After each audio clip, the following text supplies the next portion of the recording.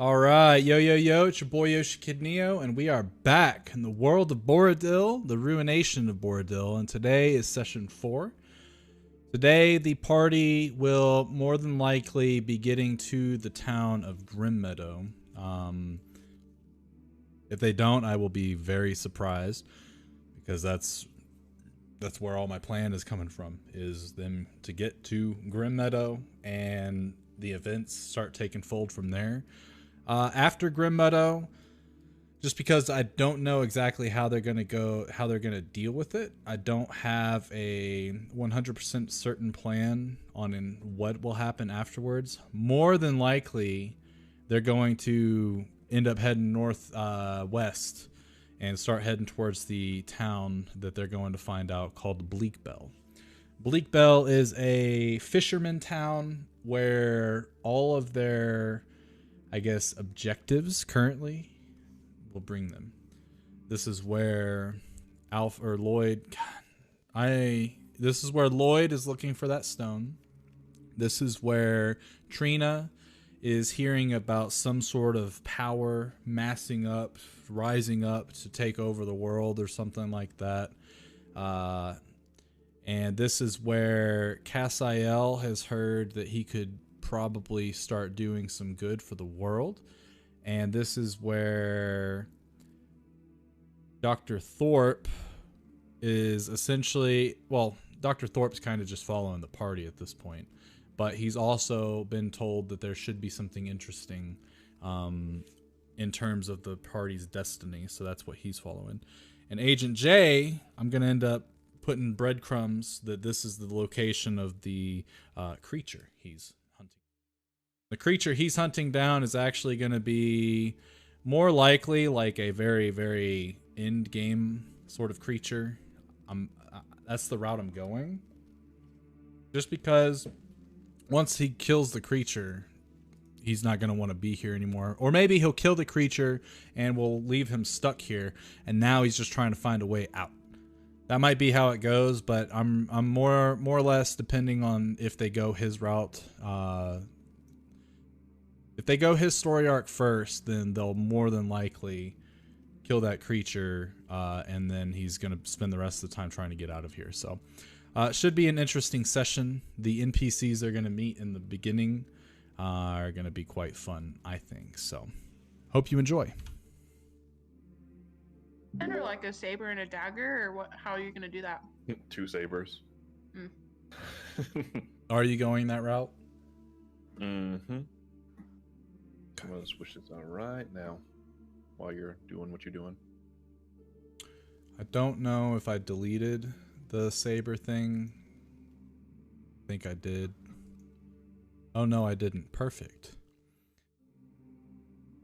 Saber. Yeah, I know for the most part all it'll be is I just get an extra reaction, but other than that I don't get the AC bonus with the deflect. Okay. 'Cause I'm not a master Yet.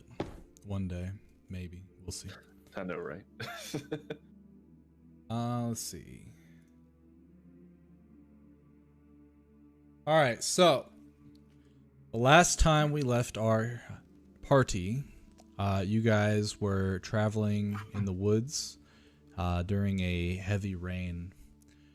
During this travel, you met 2 people, and you witnessed a particular set of events that are somewhat troubling. Very much troubling.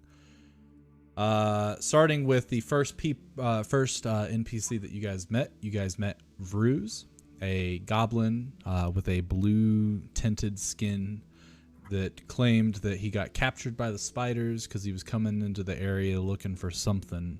He didn't even really know, but he got captured by the spiders and was about to be spider food. You guys saved him, killing 3 giant spiders in the process, and only Agent J unfortunately got attacked by these giant spiders, or at least got hit by the giant spiders. And Vruz tried to make a deal with you guys. It obviously didn't go his way. So he said, well, if you guys ever want to hang out, we live in the mountains. Come over, say hello.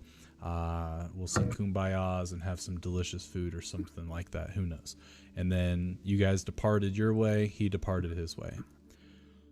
As you got down the path, the rain started, or didn't let up at all, actually, and you decided it's time to make camp. It's getting late.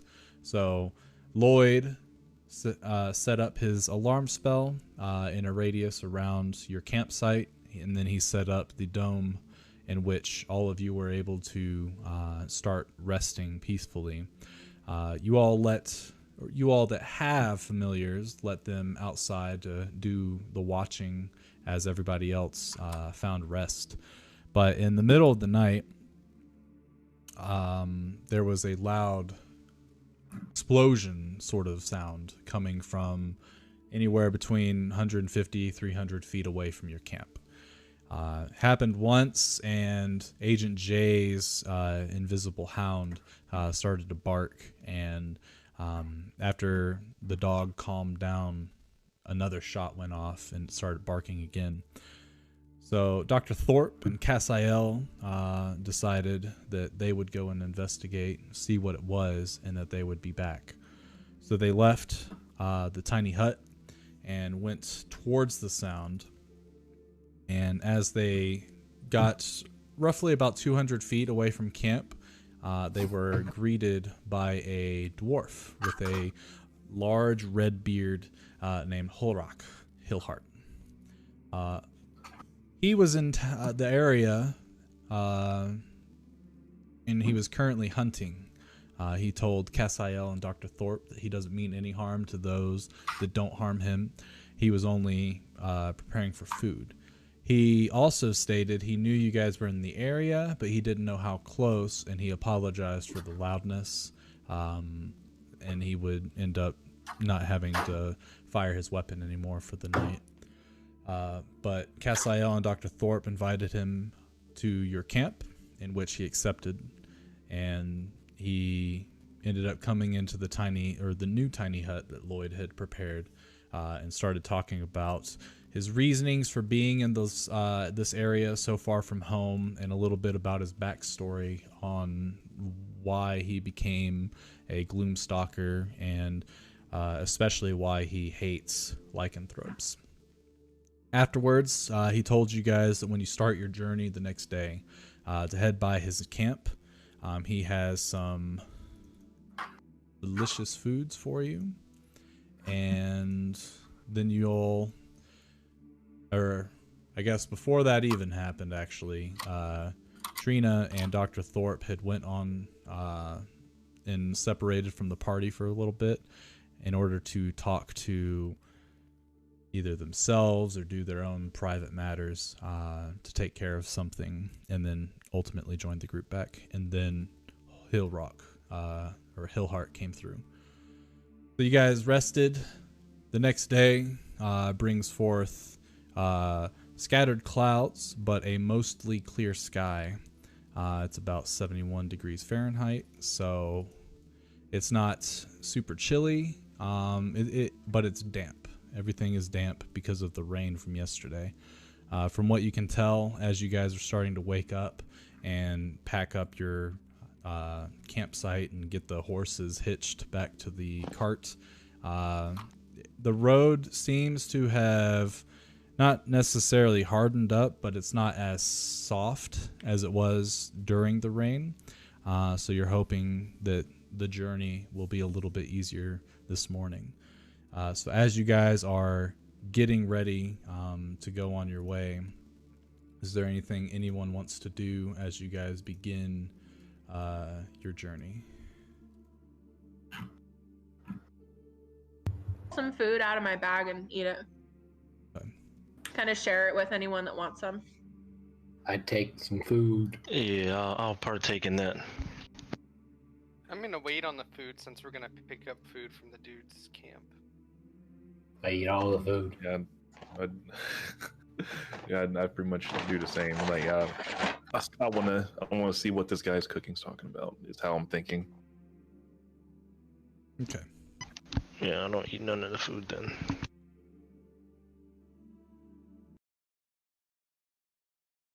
All right. So, Trina prepares some breakfast. Just a It's just light like snack. jerk.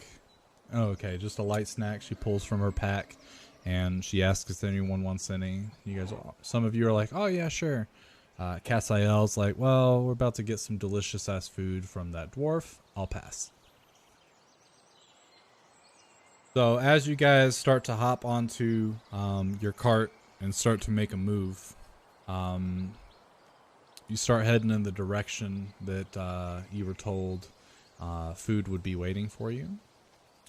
And once you get over there, you can see on the other side of this rock that you had previously been shown, Cassiel and Dr. Thorpe, you can actually see that there is a small campfire. You can see a spot where there was sort of a grass bed made that was definitely slept in from what you can tell. But the area around the campfire as well as that grass bed is exceptionally dry compared to the rest of the area. But there's nothing indicating that there was a structure or a spell placed in this area to remove the dampness. But there, sitting on the rock, you can see a tiny cauldron, probably about the size of the biggest Tupperware you've ever seen, that you can see is sort of clamped down with these sort of iron hinges. And there's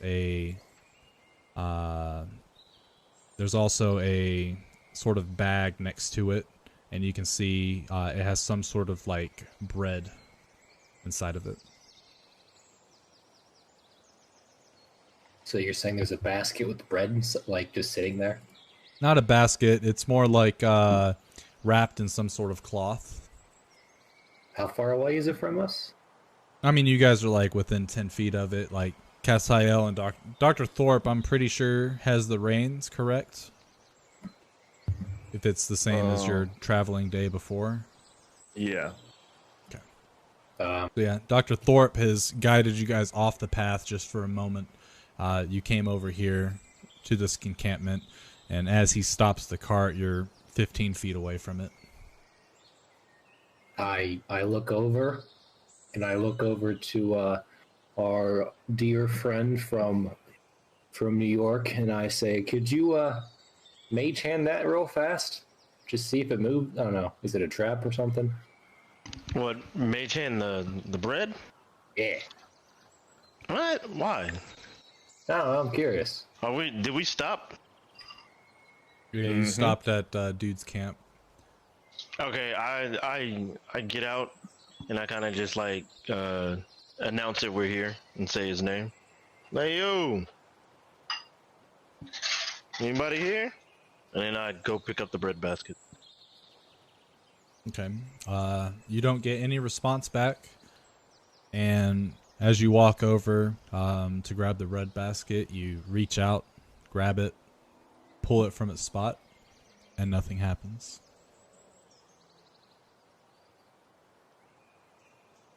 I tell Maya to go take a look around and see if he sees anything out of the ordinary. Frederick leaves your shoulder and starts to fly. As he gets about 100 feet away, he's like, "Do you want me to leave this 100-foot radius?" Yeah, just, be safe. If you see anything, and I'll come back. And he immediately comes back to you. There's trees and shit. I'm also kidding.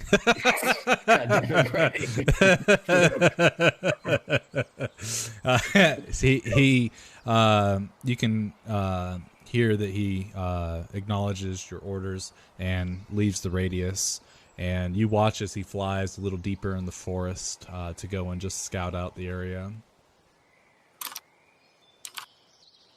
Also, real quick, I don't believe that you rolled any hit die yesterday, Gerald. for yesterday's long rest. So if you want to, since you did take damage, you can still do that. All right.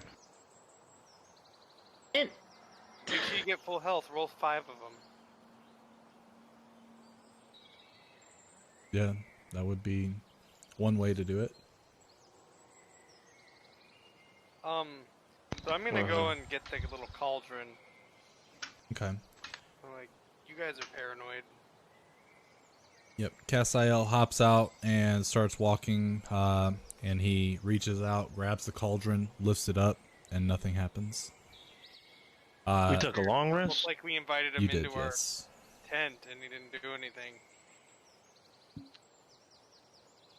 So as you pick up the cauldron, you know, it's not super duper heavy, but you can definitely tell that there is something in it. You can also hear it kind of sloshing around as you know, shake it with your movement and stuff like that. Oh, that's exactly what you needed. Good work. Probably some venison stew here. I like open the lid. And it's actually still Rabbit. warm. And it is rabbit and venison. Right, I And it bring in smells some, delicious. Ooh. Dr. You guys- Thorpe, since you are a cook yourself, you can smell the different herbs and spices that he used. And there's some that you don't believe you've ever smelt before. And you've heard of these delectable spices that are found within the elven lands to the north. And also some spices that the dwarves have cultivated that, if not properly prepared, are usually very, very harsh, especially to humans. Okay.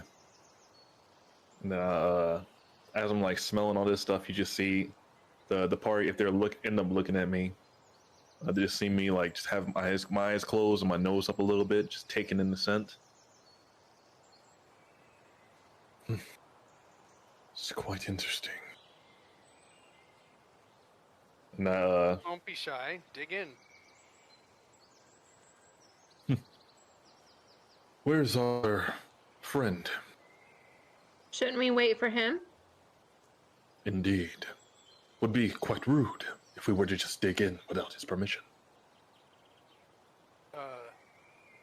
Pretty sure he said he's gonna be gone. He's gonna leave us food. Am I wrong? No, you are not. Okay, never mind. I'm gonna disregard.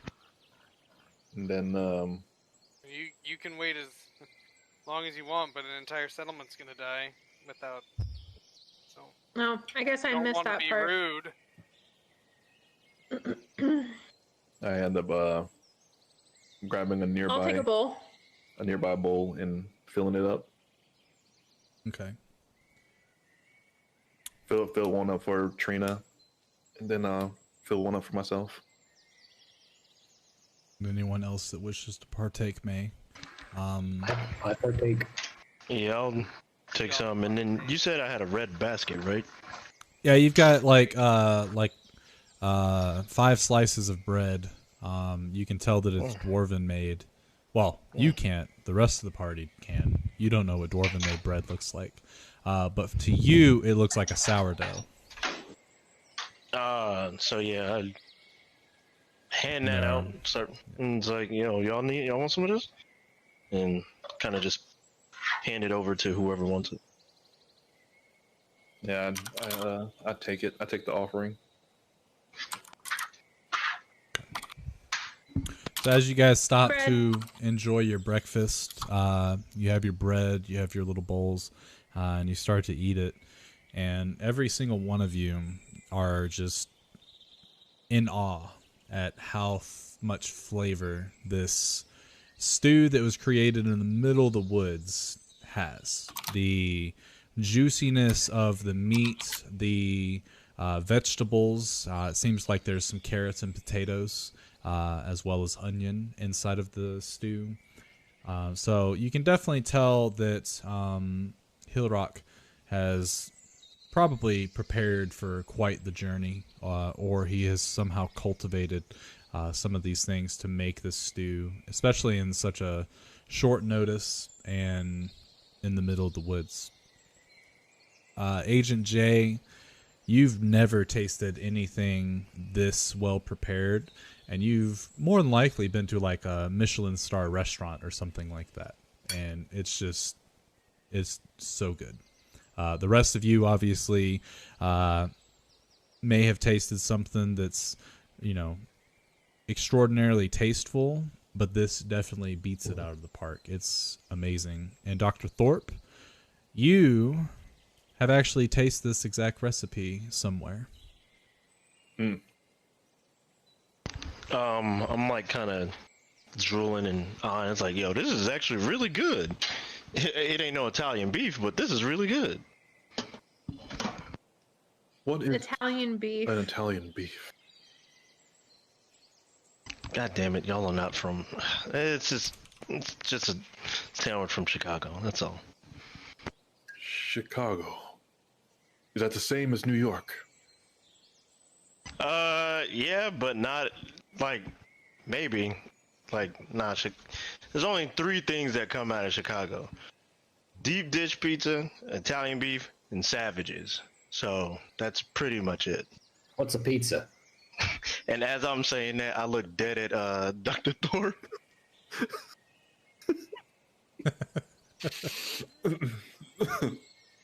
But Piece of pizza? I give him a look back, squint a little bit, and then look back at the bowl, taking in what he said, and then start eating again. So a pizza is a person? No, it's food. Oh. Can you guys not put together that he's talking about food? Come on. No, I Come on. can, but what kind of food is a savage? No. Savages are people. And I look at Dr. Thorpe again. So wait, you included people in the food? I thought you were only talking about food. Yo, do they? I look at Dr. Thorpe. Do they have schools here? Yeah, what's here in Shut up. there? So rude. Are you talking? Eating pizza? Are you eating people? I'm confused. As Lloyd said that, like, are you eating people? Asked that question. Dr. Thorpe just like perks his eyes up and looks at him, and then looks at Agent J and squints. No. Savages are people. We are not eating them. We don't partake in eating people. Okay. At all. Just curious. I don't know. I've never heard of pizza before. They said something about eating. I don't know. I'm just trying to follow what you're saying here. Never heard these words. Forgive me for. Have you ever I kind of describe what pizza is to them. Have you tried Glimschlaben? Who what's it? You said that to me? Yeah. I look at him and stand up. What the hell you just say to me? Oh, I guess you do react the same. Jesus Christ. All right, let's just keep going.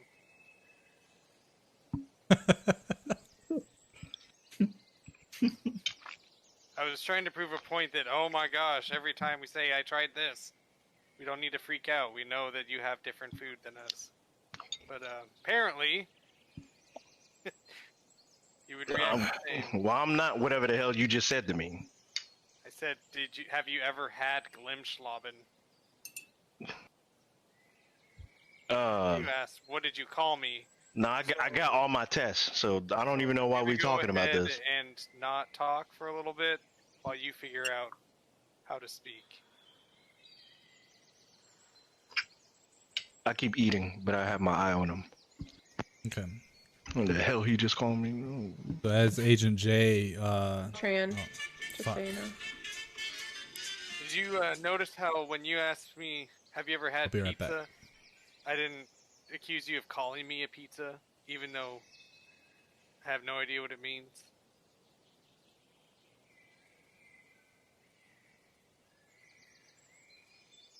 I really wish that our dwarven friend was here, I would like to ask him more about this recipe. This is quite interesting. As I take another sip. Well, it looks Yes, like it's made I out know of what he put in it. bunny and deer and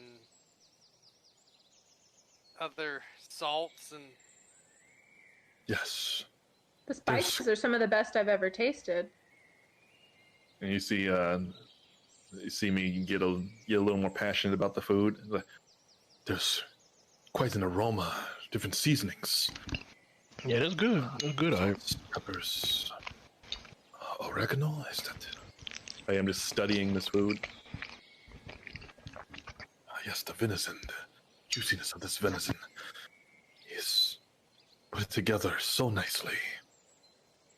Put so much care into it, and just like moving around the meat and everything like that, and paying special care to the bowl. And I'll just start mumbling to myself, trying to figure out like this recipe. Yeah, he gets like this.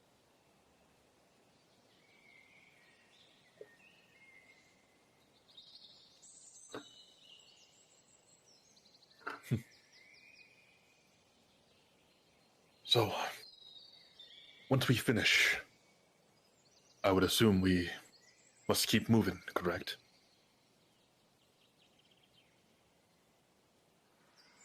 Yeah, I think we should be moving now.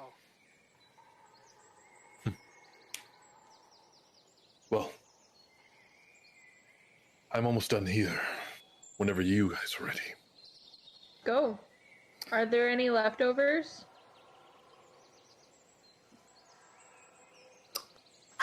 I'm definitely trying to take a to-go play. You know what I mean? And I kind of like nudge at Dr. Giles and no, just Dr. Giles. I'm gonna keep fucking with him. Yeah, and like and he does a slight nod, and a thin smile, and like while looking down at his bowl. Wondering if you'd be able to put together that to-go plate, what that means. That's a tough one, Doctor. Hey, Brady. Question for you. Brady's not here at the moment. Please leave. Oh, a he's message not? after the Oh, beep. never mind. I thought he was. My bad. Yeah, God's not here right now to protect you. Yeah, do it. Well, I say we get on the road and then we get there safely with no other distractions. Well, I might have a way to get us there a little faster. I'm a cast one of my spellers. Let's see what I got here. Teleport. I swear to God, if it's teleport, I'm gonna murder you. No. Not that high end yet. I'm a cast I Phantom don't think we Steed. can cast teleport yet. Isn't that? Nah, definitely not. Phantom Steed as a That's ritual. good one, though. As a ritual. What's quasi-real? I don't know. I was gonna ask. Is Brady it like about a smoky horse? It's like a spectral horse. Patronus, like Patronus? Yeah, that's what I was thinking. I mean, you should, man. You Or is it sure you like- should be doing that? Considering there's like some magic hunters around here. I can dismiss it if I need to. I was just gonna use it to get us to where we want faster and hook it up to the cart. oh, horse-like creature. Yikes! Quasi-real horse-like. It looks like an It's not ethereal looking like- steed. It doesn't look like Patronus-y. It's like a fucked up horse. It's like one of those. It's like the uncanny valley. It looks almost real, but it's like somewhat threatening because you know it's kind of off. I imagine Like those- like shitty CGI when you can definitely tell that it's like the shadows don't match up. It like looks like it's poorly photoshopped. I'm picturing like those things that only people who've seen death, like people die, can see. What are those called? Harry Potter. Yeah. Those things were gross looking. I'm also gonna do this. while he's away. I'm gonna cast I'm back. this and not really tell anyone about it. I'm just gonna do it. Do some rituals. Well, kind of hard to not tell any, or if you're trying to tell them, not tell them what the effects are, then that's fine. Yes, you cast Yeah. Phantom Steed as well. I was gonna see if I could use it to help us get there faster. If it works like that, you can help pull Sure. the cart, and then if someone like comes out and says like, "What the fuck is that thing?" Because it says quasi-real horse-like creature, so we're thinking it's like this uncanny valley. Like it's kind of like not real, but when you look at it, you're like, "What the fuck is that thing?" Mhm. So if anyone were to notice it, I just like dismiss it, I guess.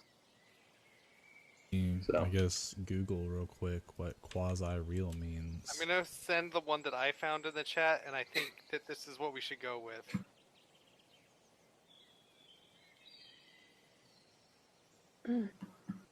Please select this one, Brady.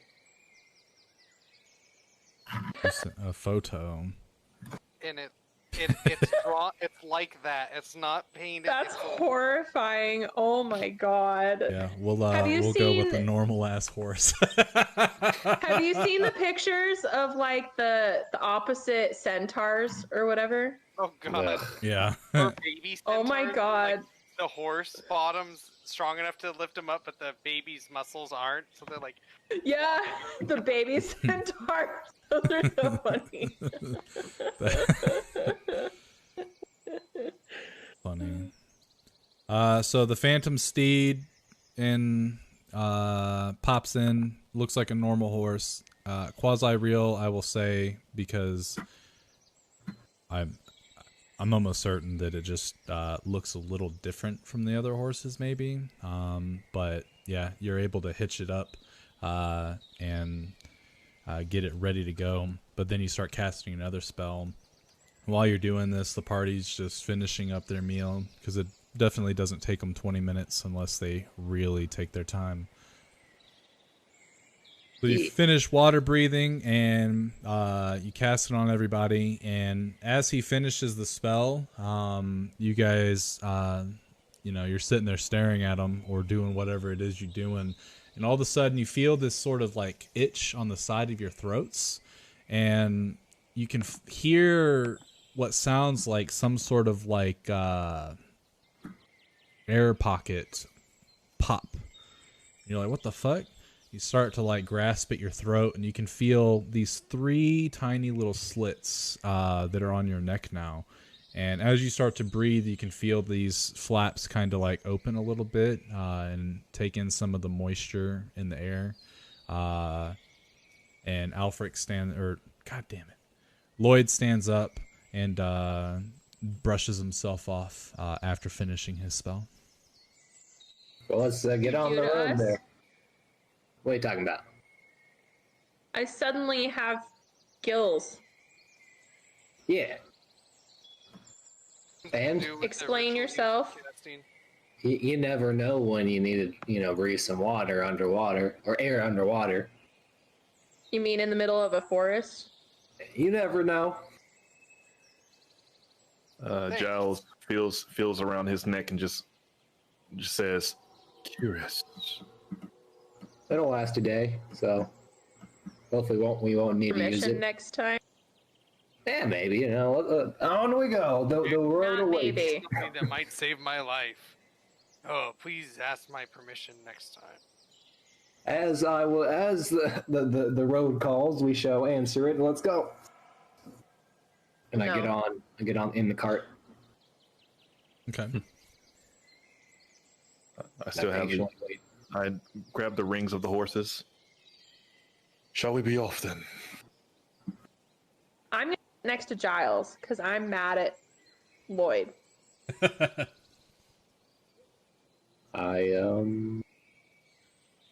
I sit there with a smile on my face, like I did nothing wrong. I'm gonna have Beltran turn around and glare at him Okay. while on my shoulder.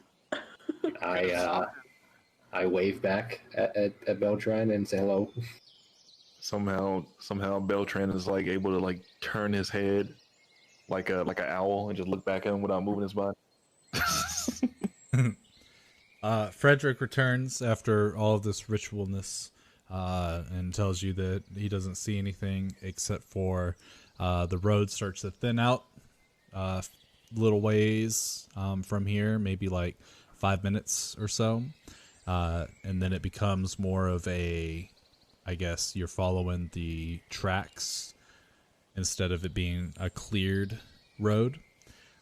Also, he has seen more of the carcasses of creatures around, but the denizens of the woods are starting to notice these corpses and come around and start to feed on them and take pieces or take the whole bodies if they can pick it up and drag them away, which spreads the blood even more. I relay this and say there's more dead creatures and the road's thinning. You gotta move on. Yes, very well. And then I go ahead and grab the rings and motion for the horses to start moving. Okay.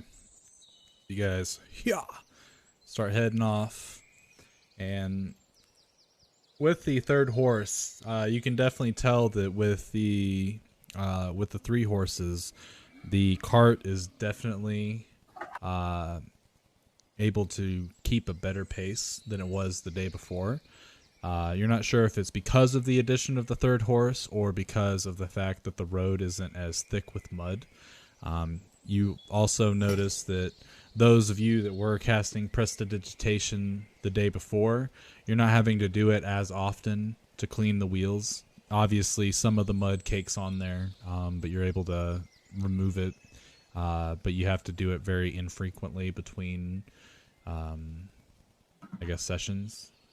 Also, it only lasts for an hour, so I'll just keep casting it when it goes away. Okay. So every hour or so, or every 59 minutes, Lloyd casts another Phantom Steed, which I'll just say that since you're casting it like right at the moment, it just keeps the same one instead of you having to like rehitch it and shit like that, because that'd be annoying. I'm doing it as a ritual, so... Yeah, so every 49 minutes then. Yeah.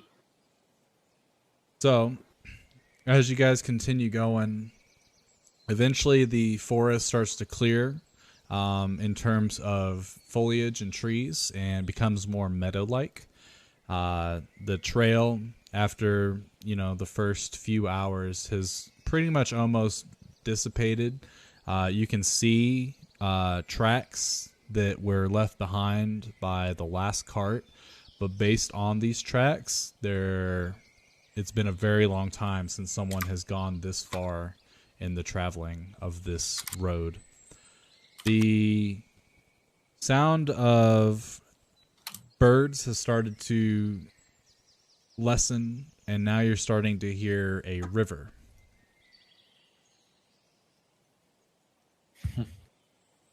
And as you get a little bit past the next sort of hill, there next to you, you can see a river. Your current trajectory heading west, and the river is flowing east.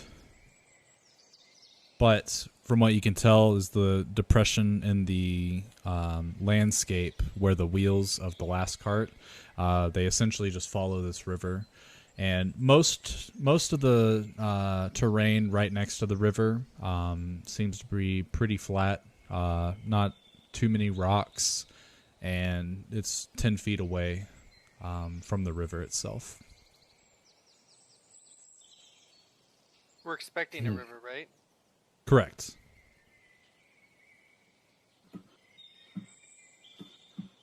Interesting. So I would assume we follow along the river, right?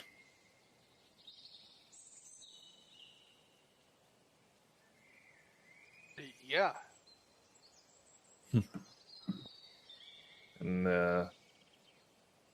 I nod then and continue going with the horses. Okay. as you guys are moving forward and moving along, go ahead and give me perception check from everybody. And if there's anything specific that anyone wants to do during this day's travel.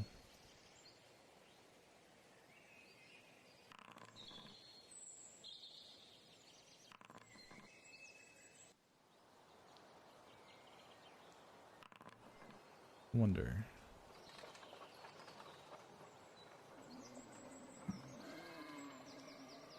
Oh, that's perfect. Nice little horse ambience. All right. So, as you guys are moving along, Dr. Thorpe has been mostly focused on the trail ahead.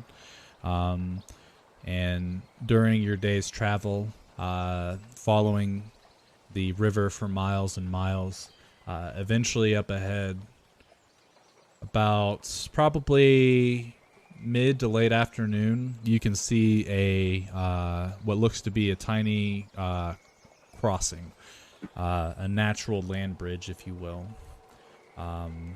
There seems to be a sort of shallow bank, a bunch of large rocks that sort of stop the river's flow a little bit and make it a little less. But you can't see like all the details because it's about maybe half a mile away. Cassiel, Lloyd, and Agent J, you guys are looking around to just take in the sights and stuff like that.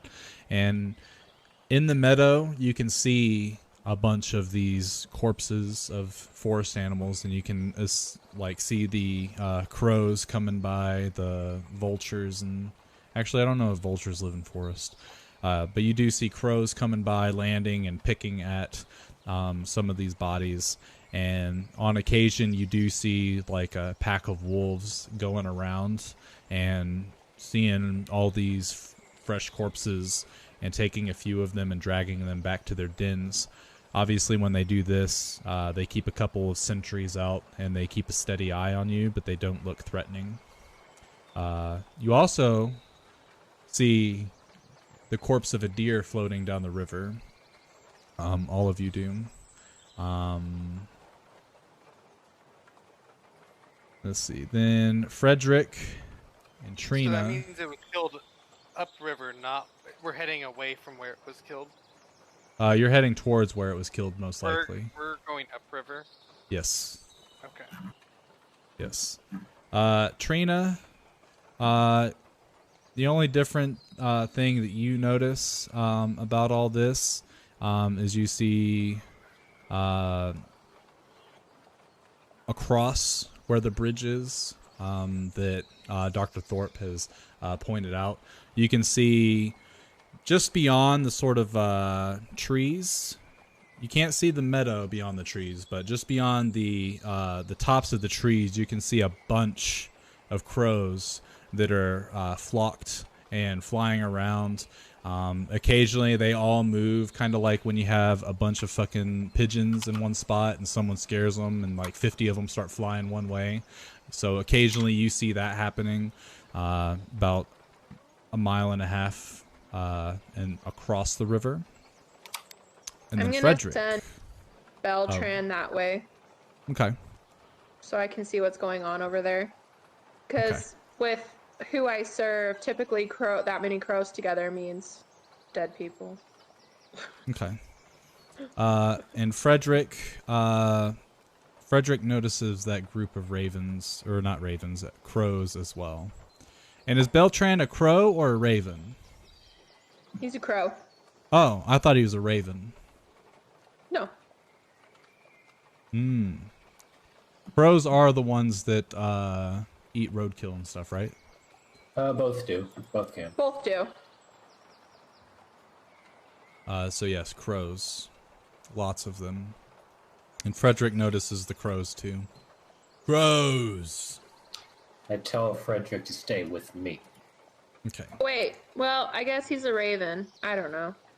I thought it was a crow, but it says sentinel raven. So yes, he is in fact a raven. That's why I was confused. But so you pointed out, and then Beltran leaves your shoulder and starts flying that way, and you know that it's gonna take him a bit to get over there. So you just tell him to go over there, see what happens, and then come back and report.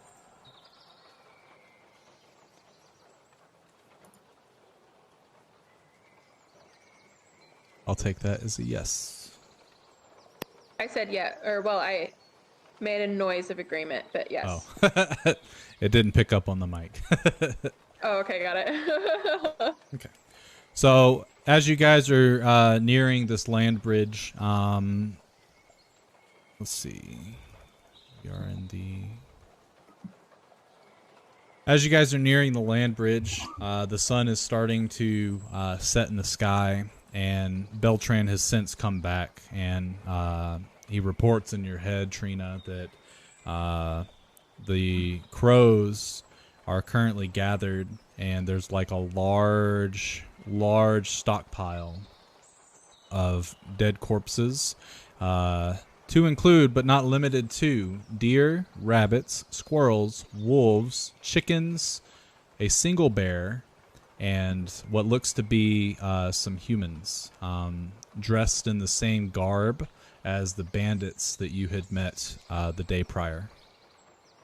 And there are 2 bears that have weird faces that are essentially sorting through the bodies and feasting on some of them. Interesting. Do they look like owl faces? Yes. Yeah. Okay. I relay that to the team.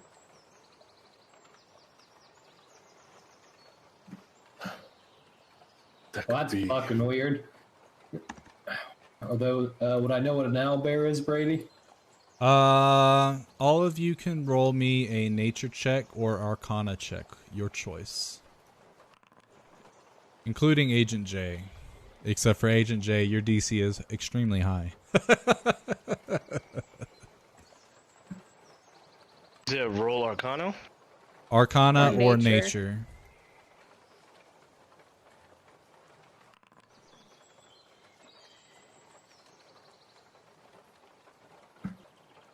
Hey Brady, couldn't he know it from, like, we could get super meta with this shit and be like, he knows it from playing D&D. Yeah, I was honestly going to send him a message and be like, if you wanted Agent J to be like, is this a Funny. fucking game of D&D?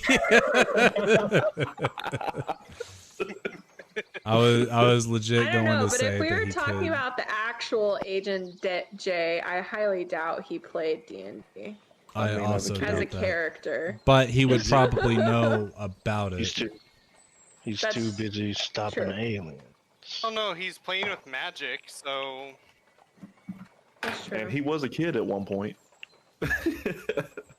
So hey, I mean, as a kid, I didn't know what owlbears were, so he could be some he could be on some Stranger Things crap. Where you playing D&D with his kid, with his other friends. True. So yeah, Agent J. Let's see. And we'll Sorry, probably I- not do I that. was But it would be away from my funny. computer. Oh no, you're good. You're good. You can So roll for Trina. me. Okay, I'll do that. You want Arcana or Nature? Probably Arcana. I think they're the same, but Arcana's good. So all of you except for Agent J recall what a bear with an owl face is, and you know it to be an owl bear.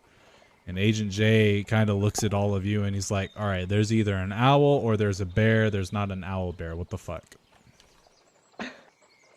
on the contrary.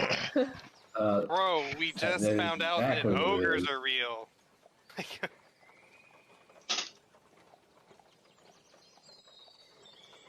So, do we want to, like, just skirt on by these things, or what? I guess like we can't because they're in the path of the road, or They could pose a problem. but Could be a danger to the horses. yeah. Brady, how are they on the path directly, or are they off the path a bit? They are directly on the path. Okay. Very convenient, yes. I think we can handle owl bears. True. Then, if It'll we just must, slow us down. if we must rid them, then Okay. I have I'm an not idea. against it. I have an idea. Hold on. Park the. Is there a way we can park the cart off to the side? Yeah. Okay. I'm gonna look over to Agent J and I'll be like, I need your assistance here. Real quick, did you call him Asian J or Agent. Asian? Because it sounded like you said it. Am I the only one, or did anyone else hear him I say said Asian Agent. J? Hey, I said Jay. Agent. I'm just Don't I'm you- just making sure, because it definitely sounded like you said Asian J. Don't you push this voodoo on me, Ricky Bobby. So, Agent J, I'm gonna need you. I would know what a dragon is, right, Brady? Yeah, all of you have heard stories. Highly doubt any of you have seen them. Would I have an idea of what one looks like? Dragon, yeah. Okay. I look over to Agent J. Agent J. Agent J. And ask I him, heard "Ooh, Asian this time. does he know what a dragon is?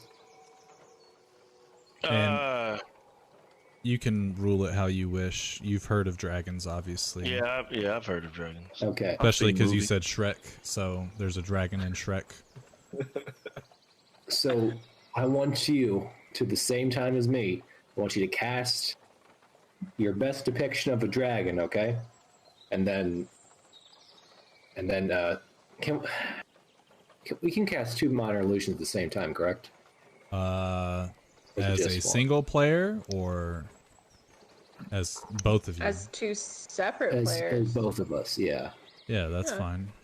Roll Okay. this, Oh, or yeah. I can That's what cast I'm saying. major image and do an actual dragon. That You can do what now? I can cast major image. Oh, yeah, let's try to scare these things off. I'm not sure the difference between major image and minor like illusion is, but I was trying to one of us replicate the voice and one of us replicate the image of one. What can you do? Major image, I can make it so that an entire dragon looks like it's coming and roaring at them. Oh, yeah, we'll do that. That sounds better. Yeah, do that. Yeah. Just so you're aware for the future, minor illusion, you can do the sound of a dragon, which is perfectly fine, but it's a still image. Yes. So yes. it would pop up, and I'm pretty sure it's actually fairly small. I knew it. I fucking knew it. 20 foot? 5. Yeah, 5 foot cube, so it'd be a whelp. I guess. Very whittled wagon. Yeah. But still, there's a chance. We can put it closer up to him and it'll make it look far away if you're really good. But yeah, try that. Okay, so as you guys get to the land bridge, Dr. Thorpe, roll me a survival check as you're looking it over on the best course of action to get the cart from one side to the other. Okay. So you can tell that whoever made this land bridge, the big rocks that are on the upstream portion of the river are essentially used as sort of like a break to sort of make the water trickle at this spot. And then you can tell that someone had piled extra dirt on this. Judging by its looks, it's somewhat sketchy, but it obviously has maintained throughout however long it is. But it's probably best to have the horses go full speed over it just in case. But that's your call. And as you guys get there, you do notice that the owl bears are within probably 500 feet of you. You can definitely see them. Right now, they have not noticed you yet. I relay what I discovered to the rest of the party. Had to get within 120 feet. Wait, what?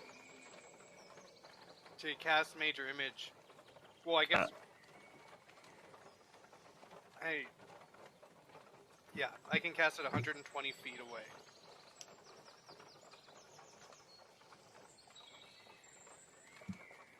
Okay. Well, I can move faster. It will be a little bit safer. But I have to make sure it's safe with you guys if I do that. Yeah, just go Do for what it. you gotta do, man. You're driving. All right. And I flick. I flick the rings to have the horses move faster. Okay. So all of you in the cart brace, and he flicks the reins. Yeah! And there's a loud snap from the reins, and the horses neigh and rear up and start to jet across the river. In doing this, the owl bears perk up Yeah. and look your way. And as they see you cross the river, they get they sort of spread out from each other and sort of like keep their eyes on you and sort of stand their ground. You are within 450 feet of them, and they are staring at you all.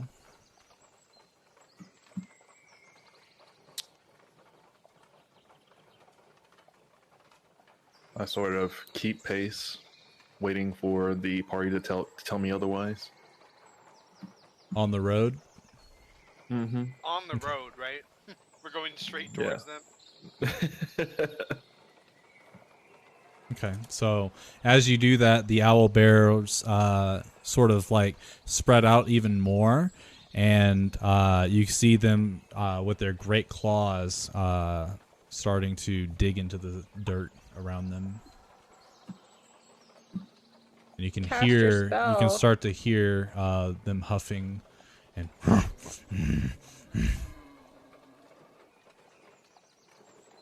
It seems they're preparing.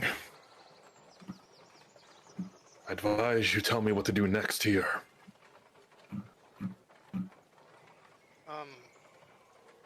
I mean, we gotta keep going, and we'll either fight them or scare them off. Weren't you casting your spell for the dragon to scare them off?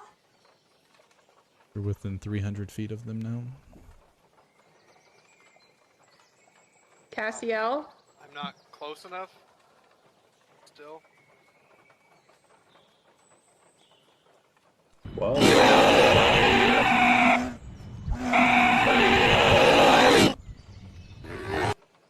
are they screaming at us right? They are.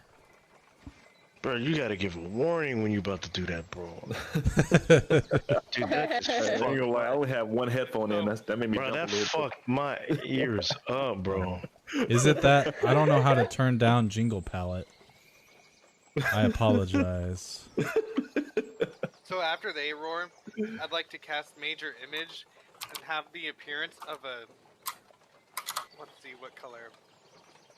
A red dragon bursting out of our wagon and like coming up and over and roaring at them. Okay. Being kind of like spewing fire. Okay. Go ahead and cast a spell for me.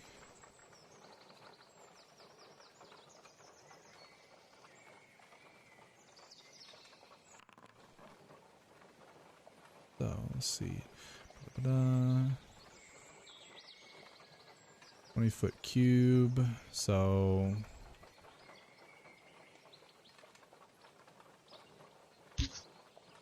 That'd be an adult dragon, I believe. yeah. Let's see. It looks exact. Okay, cool. I just wanted to make sure. So, yes, as you finish casting the spell, all of a sudden, this illusionary, at least to you guys, because as it flies out of the cart, it passes essentially through you. But Cassiel casts it to where he holds out his hand, and it's almost as if you just opened up a Pokeball and Charizard flies out of your hand, and it starts to it starts to growl and scream, and you can see the fire as it breathes out a little bit, and the owl bears, after standing up to you guys, see that, back away and dart in different directions. And as the dragon gets, I don't know exactly how far it can go after you cast it, but as it gets to that point, yeah, I'm not sure. To me, it looks like it has to stay in the same spot. But oh yeah, the image appears at a spot that you can see within range and lasts for. Okay, so yeah, it doesn't move anymore, but as you cast it, in that spot. Yeah, right? Like, that I will allow. So it flies over, lands, and just starts to roar, and it starts to eye where the owl bears were, and you guys can see them running through the bushes and the trees, getting as far away. The one that ran more towards upstream actually jumps into the lake, swims across. You watch it as it gets back on the bank and starts to run more north. They definitely are not anywhere near you anymore. Yay. Good going. Great job. Mush. Look at it. Didn't even Look have back to at murder Casael and anyone. smile. Great success. And then I just keep lighten the pace a little bit and keep moving. oh boy. It just went and got. Bro, what am I listening to, bro? I pressed the wrong button. I'm that? sorry. I pressed it twice I was too. Make it stop, Wait. bro. Like, Did we what am fuck I up and listening? like Yeah, like, what summon am I something listening even to? man? worse? I mean, the owl I've- bears now. So I try, since it was so loud coming from my jingle palette, I downloaded a thing that you can actually assign a voice track or something to tokens and stuff. And I've never used it before, so I just played it, and I guess was it stupid loud? No, that one was actually really Yeah, quiet that wasn't for that me loud. anyway. Okay. Like, God damn. It was just But like, it oh was a shit. lot. It Yeah. was a lot. I accidentally pressed it twice, chaos. so it just kept doing it. So that's my I bad. put owl bears in, I made him go hooty hoo. Like, Hootie hoo. Hooty-hoo. That's hilarious. So yeah, they run away. Your major image, as you guys continue moving forward, I'm pretty sure it stays there until you lose concentration, so it'll stay there for like 10 minutes unless you dismiss it early. I some don't think. poor bandit or whatever walking down this road. Oh, as long as you are within range of the illusion. Okay. And you can use your action to cause the image to move to any other spot within range. So, Oh, in there we theory, go. yeah. Oh, hey. So in That's pretty theory, cool. for 10 minutes, you have this young or adult red dragon just following you guys. Hell yeah, he definitely followed Nice. for 10 minutes. Okay. That's such a strong spell.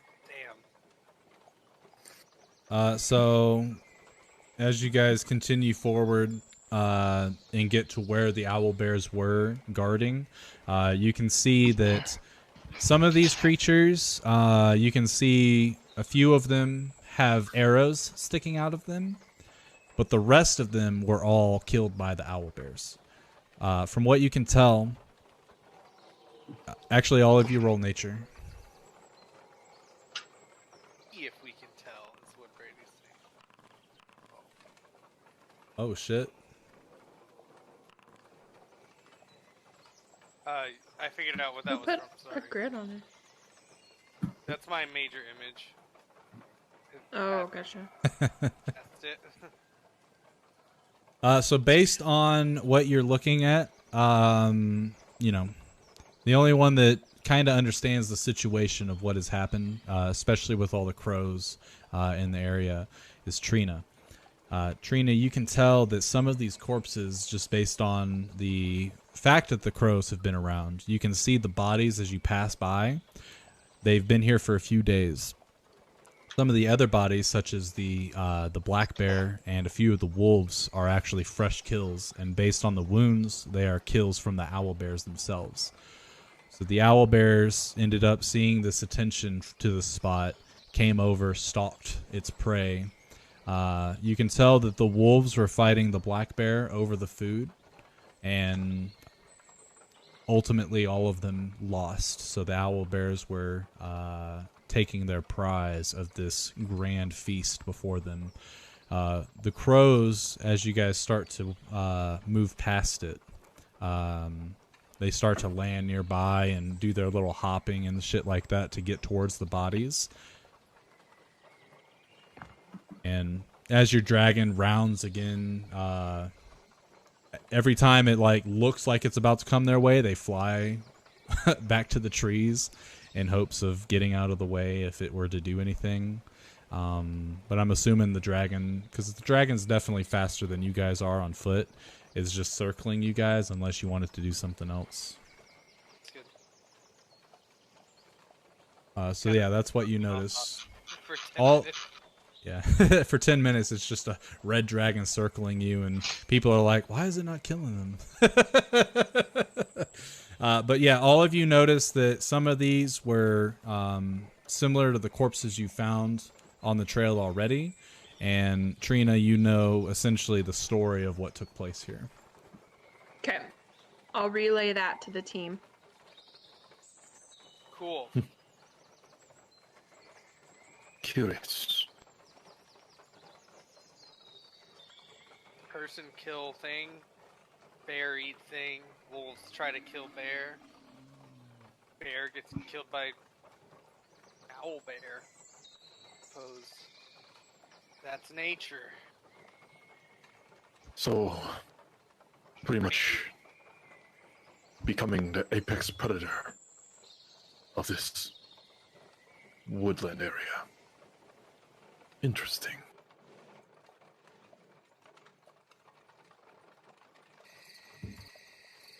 Also, I can barely hear Joe. You know, I have him all the way up. Is that just me? Same. I have to like literally listen. Actually, You say listen, like, Gerald or Joe? Joe. Yeah. I can- Whoa. Oh my god. All right. Is that better? No, No. it was, and then it wasn't. Can you hear me now? Is this... You sound the same. That's Oh my that's god. better. It's better and worse at the same time. Yes. That's because I put it in my mouth. Yeah. Oh, don't worry. I know exactly what that sounds like. Yeah. Is this better? Yeah, that's way better. Okay. All right. Perfection. I can do the output volume. No, input volume higher. Is this probably a lot better? Oh yeah. Perfect. My other mic was way more sensitive. Thanks for saying something. Okay. So as you guys continue, for the rest of the night, nothing seems to happen, especially while the red dragon is circling you guys. You actually see a lot less creatures of the forest while it's up, and for about an hour or so, you don't see any of the nightlife come out until they know for a fact that the dragon is gone.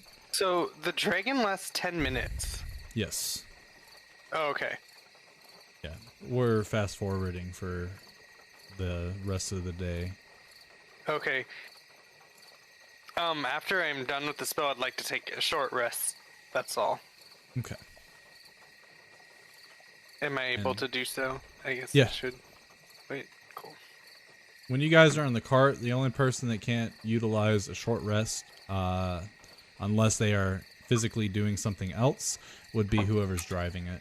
Otherwise, in a cart, you're fine to take a short rest. If you were riding on a horse, no short rest, unless you stop. Just making sure I don't take one during and then something happens, you know? Oh, gotcha. Yeah, you're good. So as you guys come towards the end of the day, the horses, Dr. Thorpe, you can tell, are getting tired. You guys yourselves are starting to get tired as the sun begins to set. And with the last bit of daylight, Do you continue on your trek, or do you stop to make camp? It's- I mean, we can I take a I quick relate rest. to the I relate to the party. Maybe we should stop for a short bit. Horses need the rest. Okay. I don't know. I mean, we're probably. Yeah, probably right. I can cast light and we can keep going. But then we'll get there and we'll be too tired. I don't know. What you guys think we should rest? How far away are we? Where do you think we are? From what you were told from the bandit camp is that it would be 3.5 days-ish traveled, depending on your pace. Based on, this is your second full day of travel. And especially based on the very first day, because of all the rain, and you guys had to slow it down a bit, as well as the distraction of Ruse. More than likely, it's going to definitely take that other day and a half to get to Grim Meadow. We keep going, at least for What a are while. the mechanics of us like keep going? Are we in? Is that like If exhaust? you keep, it is exhaustion. Yes, everyone does a Constitution save. DC is 10, and Can we take turns riding in the sleeping in the wagon?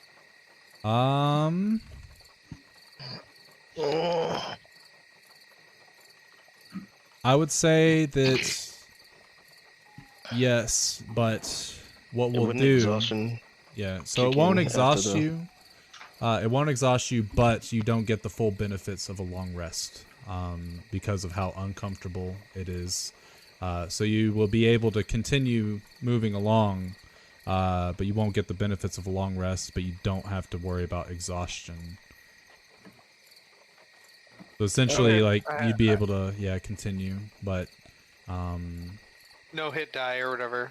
exactly, you don't get hit die back. You Basically, don't get Gerald, the you roll don't get one. your one to hit die. That's We do it. which Do we I think still we should gotta- go. I think we should press on, guys. Yeah. Okay. Do I still get the spell slots back or no? Nope, you don't benefit Oh. from a long rest. That's fine. Oh, I didn't know you expended them. I ate like one or two. It's no big deal. Oh, Just okay. curious. Yeah, I think we should take this one at least cut half a day off. Don't you think? Agreed. Yeah. Yeah, it'll be fun. All right. Very well. Do we do a short rest or what? Or yeah, we do a short rest. It'd be long rest for everybody. Okay. And I'm assuming somebody would take their 3 hours of sleep, and then wake up and then switch out for Dr. Thorpe. So Dr. Thorpe, since you are pressing to start with, I do need a con save from you.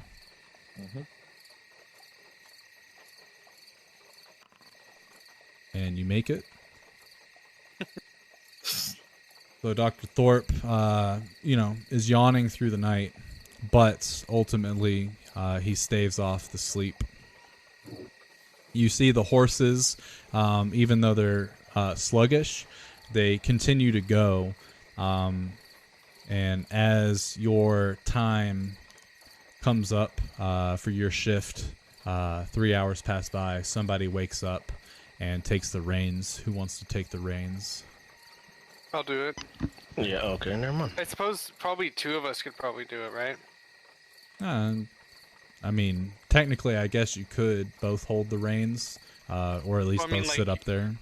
To both look out or whatever. Yeah. Beltran looking out too. Oh yeah, we have 3 familiars. 3 All right, familiars. yeah, I'll do the second one. Okay. So as Dr. Thorpe goes and takes his rest, after an hour, the horses go ahead and roll me a animal handling check. Cast Sayel. Oh, perfect. I'm really good at that. So This party over here is practicing animal abuse right now.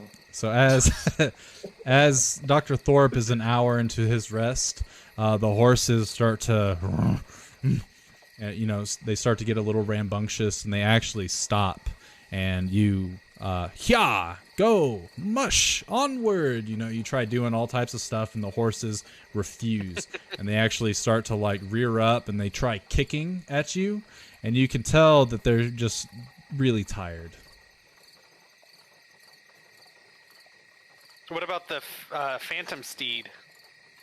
The phantom steed is not able to overcome two horses that refuse to move. I guess I'll have to kill the horses. No. What the hell? I'm here with that.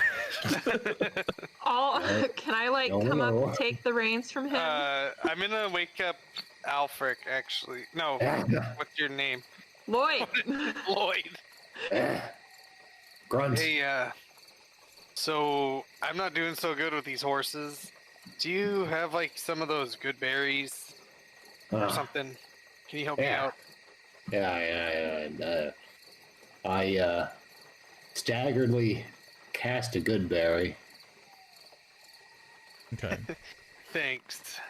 And then Actually, you cast it that morning, didn't you? No, you didn't. You guys ate that food. Yeah, that was an extra day ago. So. I'll take the good berries over to the horsies and be like, here, Nessie and Bessie. They're both probably males, aren't they? They look to be so, yes. Here, Frank and Jim. That's their names now. Here, have one of these, and I like extend my hand, like, kind of apprehensively, like, don't kill me, don't kill me, don't kill me. Go ahead and roll a animal handling check with advantage. Oh, sick.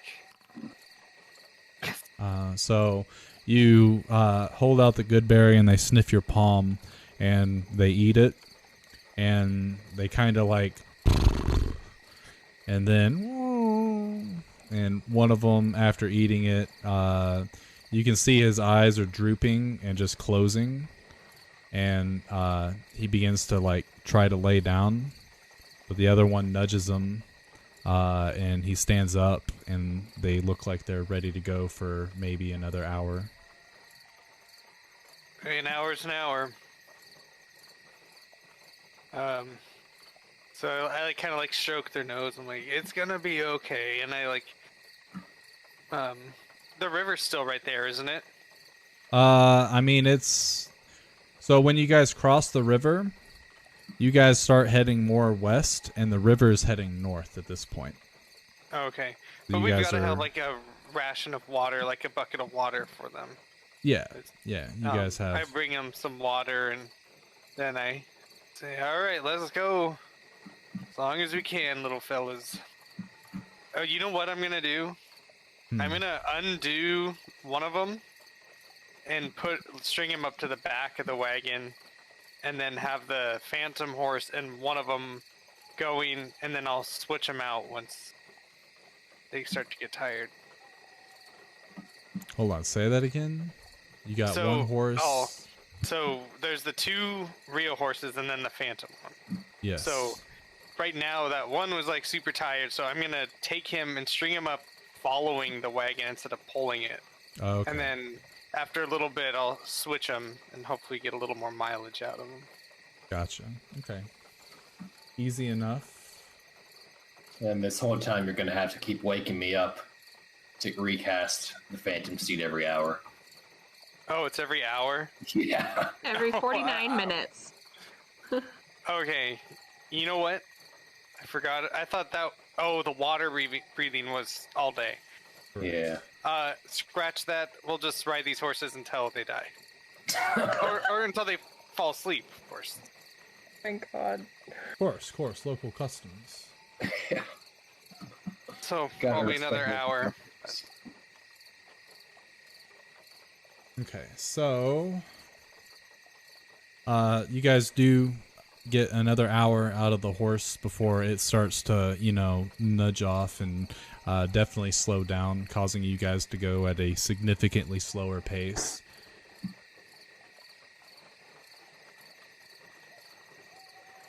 Is it like third level exhaustion? Is that what we're looking at here? Pretty much, yes. Well, no. Yeah, something like that. So yeah, once I notice that they're like, okay, they're done, I'll pull the wagon aside and kind of undo them and let them rest. Okay. Feed them each another good berry. And then I'll keep the rest of my watch.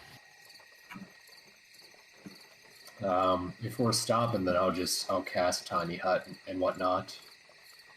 An alarm. Okay, sounds good.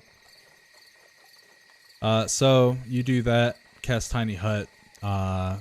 Everybody gets in the tiny hut while the horses rest, and at this point, you're all like, we'll just relax, I guess. The rest that you did take wasn't very helpful, but you can't take another long rest for another 24 hours, so you still don't get your slots back, unfortunately. But you can take a short rest, one of your short rests for the day, if you want to use your arcane recovery. Short rests do you get a day? It's 2 or 3 or 5. You get 20? you get 2 short rests a day, 1 long rest a day, and that's within a 24-hour period. I honestly don't need it. I only use one of my level 1 spell slots. I'm good.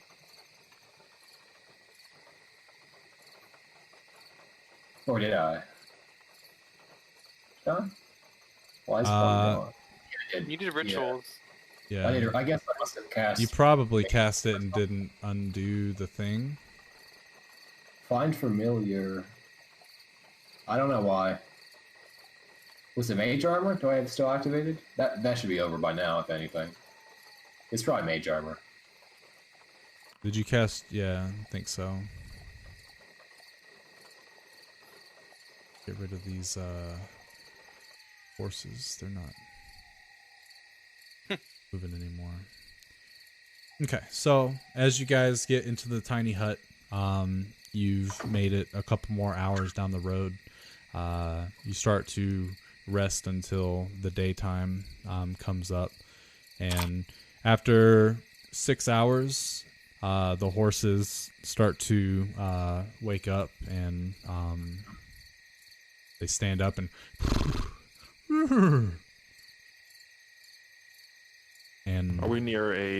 Are we still near that river or no, you're a few miles away from it. So in theory, in the night, if you wanted to backtrack while the horses rested, you could. Yeah. I want to do that. And if there's like a bucket or something like that in the wagon. There is. All right, I'll take that and take a move towards the river so I can see if I can retrieve some water for the horses. Yeah, and everybody, you notice Dr. Thorpe walk out of the tiny hut and going to grab a bucket and then start backtracking the way you came.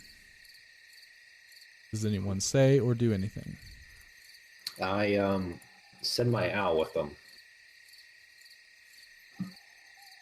And I'm assuming it's dark, so I guess I'll go with him. Okay. And yes, it is dark. All right, and I guess it is 2 in the morning. The moon is out. Actually, both moons are out, so it does cast a nice, like, ghostly white illumination across the land. So you can see your way. You don't have to light a torch or anything. Okay. Especially because there's not a lot of trees in this area, so it's not like pitch black or anything. So right. Cassiel and Dr. Thorpe are the only 2 that leave. I send my owl with them. And Frederick flies with them. And he'll be their eyes if they need it. And he'll hoot in I'll tell them that he's gonna hoot if he sees anything unusual and like land on you guys, warn you. I nod. Okay. So, as you two leave, I'm going to use the bathroom real quick. What do you guys talk about on your journey to the river? Bitches.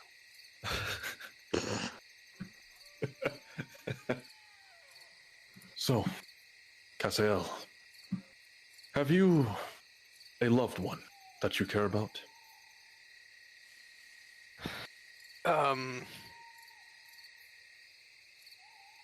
You mean like a girl?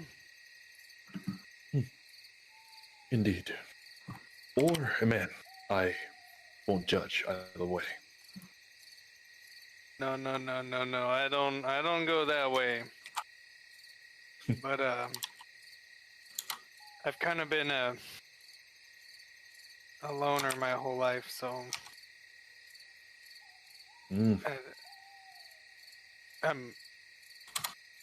yeah.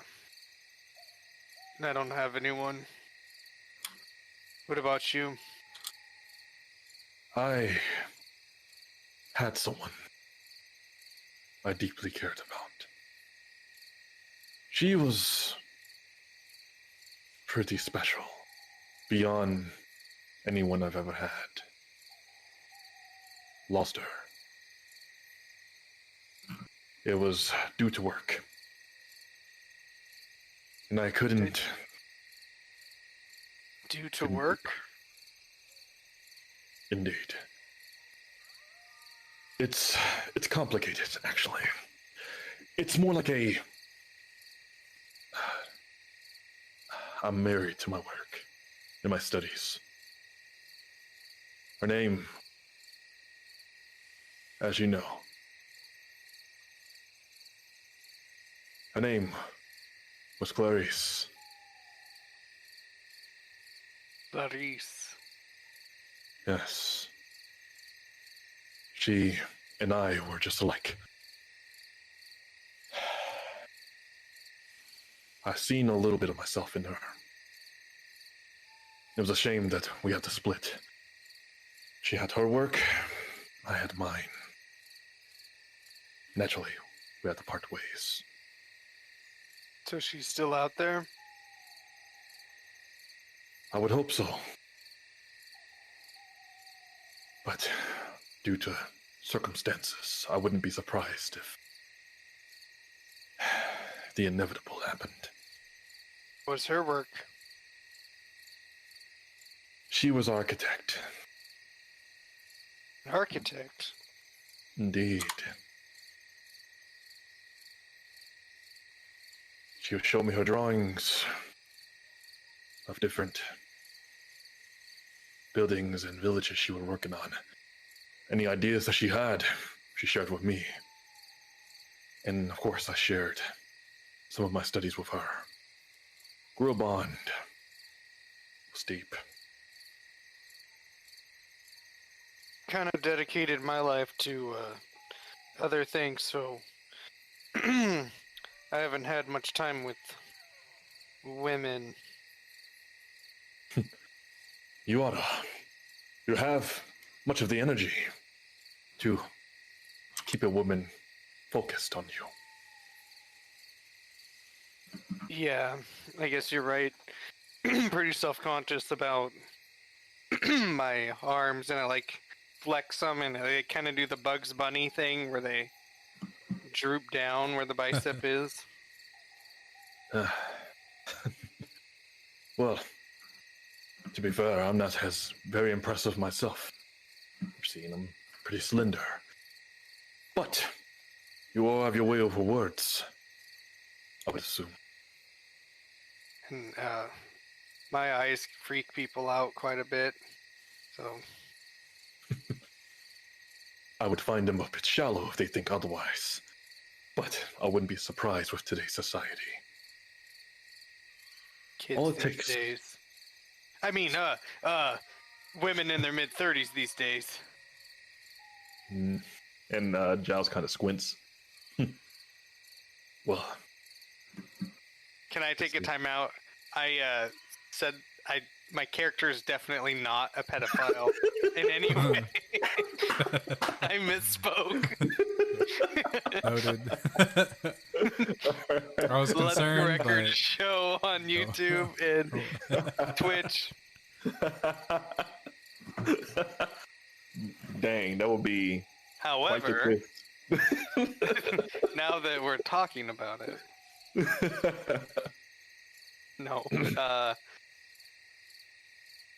not this character.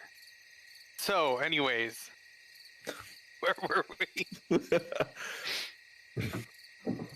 Well, just know, Casael, as long as we've been traveling together so far, if you ever have anything on your mind, feel free to talk to me about it. I can counsel you the best I can. Free of charge, of course. Well, so I'm trying to. Well, you know, I've told you a couple times that half angel, or whatever you want to call it, and celestial. And I need to prove myself. I just don't know how. It's starting to get frustrating. I have the tool now, but I'm assuming the blade you hold. yes. Now, you say you have to prove yourself. Is this some sort of trial? It's. I wouldn't call it a trial because it wasn't set forth. It's just. I just need to show that I have the strength to earn my way. But I don't know what form that's gonna take. So it's not like there's a set trial or anything. It's just I need to prove myself on some journey or some deed. I try to do the little things, but those aren't, giving gold back to the people. That's not what it's gonna do it. It's not hurting, I'm sure, but Well, gotta be something. fate is a curious thing. Shape itself into many things. Honestly, you do what you feel is right. Try not to second think yourself. Yeah, I'm just gonna. Hopefully, something presents itself.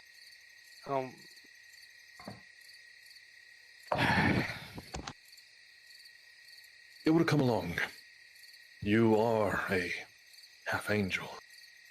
So I'm assuming that higher power that you serve would show itself eventually. He has spoken to me. And what has it said?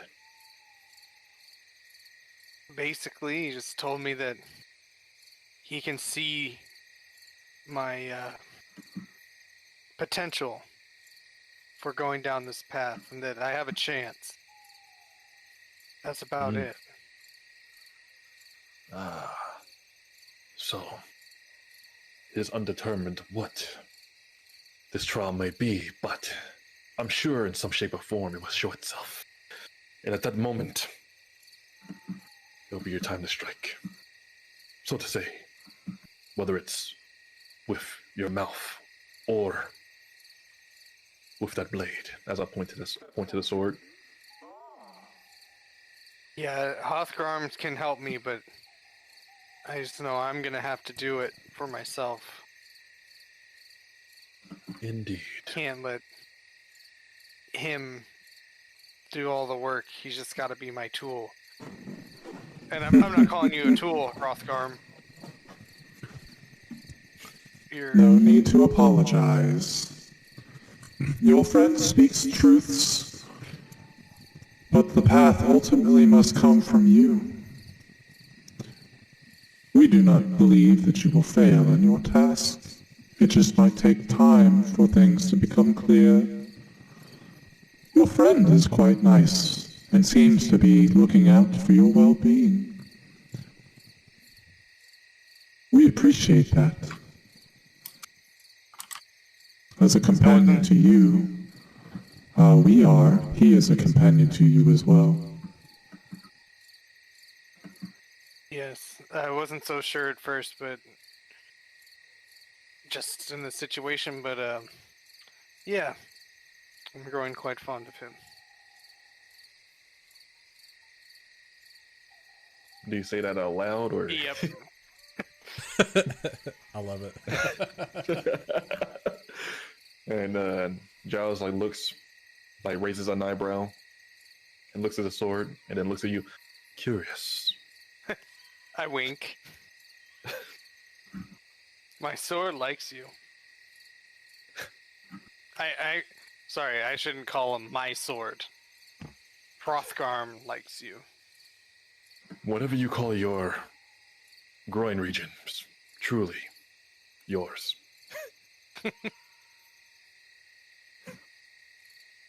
And then, can I run a perception check? See what's around? Sure. Both of you can. Never ask for perception checks. Now he has to figure out if something's there. So as you're looking around, having your conversation, you don't see anything like in particular. Obviously you can see like the sort of reflection of night cats and owls as they're prowling around looking for food. The woods have definitely, even though they're not as alive in the daytime, there's still movement, but nothing seems to be preying on you guys. Actually, things are kind of keeping an eye out on you guys, making sure you don't come closer to them. But some of these creatures you see are currently eating some of the corpses of the other animals that have been tossed about in the area. And as you guys come closer, you see them just peer over the bodies. They continue to munch. And as you get closer, they stop. And you can see clear as day, because of the moonlight, them just staring at you, like lynxes and shit like that. I'm assuming like the reflection in their eyes and everything like that, like Yep. all night creature like. Yep. Yeah. And Dr. Thorpe, as you come to notice, you look around and see all this stuff, and you look up at the two moons. They're not super close to each other by any means. They're actually kind of, I guess, take a globe and, split it in half where the hemisphere would be. One of them is more north of that hemisphere, or of the equator rather, and another one is south of the equator. And it almost looks as if one of them's a little bit ahead in the rotation of the world, but they're essentially on the same trajectory. I need to learn my astrology, I think. But as you... Astronomy. Astrology is very different. That's right. Fuck. I need to learn basic science. Dr. Thorpe, you look up because the moons, they're not super full or anything like that. So as you look up at them and just like glance, you see a tiny black speck cross one of the moons for maybe a second and then go away. What the? But only Dr. Thorpe sees this. And I relay that to Cassiel. What? Right. Have you ever seen that happen before? Never. Are you sure it wasn't a bug? Dr. Thorpe, you can roll a D100. You have a 1% chance to have seen this before. which means you have to roll a 1. Nail it. Okay, cool. Yeah, you've never seen this before. Are you sure it wasn't a bug that flew across and made it look like it? Seems very far away to be a bug. Well, you know, it'd be closer, but since it's so small, it could just give you the illusion. That's something we should, yikes, it's a black dot. It's never good. right. Why couldn't it have been like a rainbow or like a bright light? So much. I would feel like a bright light would be a bit of a dangerous world, don't you think? Yeah, but I don't know. Shadows are just so much worse. Well, hopefully it's nothing we have to worry about tonight. Yeah. Shit's crossing the moon. Let's hope it's not finding its way to us. That would be most unfortunate. Yes. Did we call them both the moon? Do you call them both the moon, or did you? I mean, I did. Okay. Because they're moons, but like, wanna... do they have names? They do. Both of you can roll Arcana to see if you've ever actually researched the name of... They're magic moons? Well, no, but I guess roll. How about same history? check. It's the same thing for me. Oh man, I surprisingly rode high. Yeah, so an 18 and then, okay, yeah. So you know that one of them, the one that's more on the north side of the equator, is Seluna, and the one south of it is Unides.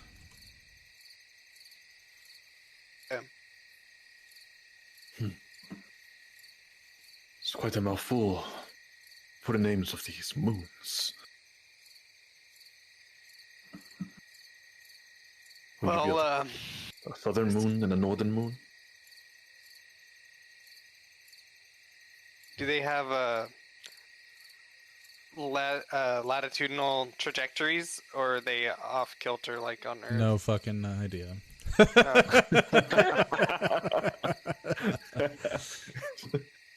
All I know is that there's 2 goddamn moons. Yeah, That there's means just more 2 werewolves. moons. That's all I wanted, man. Hey, Joe, it's D&D, man. Come on, man. You learned the science of gravitational pulls and stuff. I already do. Do you? I know them, yeah. Stand corrected. I was very much into astronomy. All right. How close are we to the river? 32nd of the way there. No, so it takes you, as the horses are resting for 6 hours, it takes you 2 hours to get there, 2 hours to get back. But it's not a super, treacherous journey or anything like that. Nice flat land. You don't have to climb hills and shit like that. So you grab the bucket, fill it with water, head on back. And this time that they're gone, is there any interaction from Lloyd, Trina, or Agent J? Or are you guys just chilling, staring at each other for 4 hours? I mean, you say it like it's a weird thing. Kind of. Agent J, tell me more about your past, since you're not from here. I'd like to learn more about your world.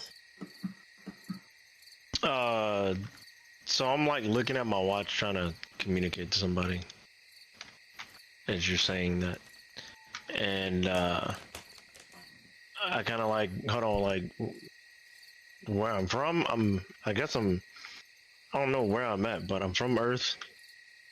I reside in the I guess United States. Yeah. That's a country. Yeah. You know what I mean?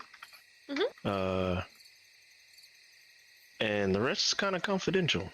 Can't really tell you all that. I have to kill you. And he kind of just laughs. You could try. Yeah. Death threats No, are I fun, literally man. can't tell you. I will kill you if I tell you.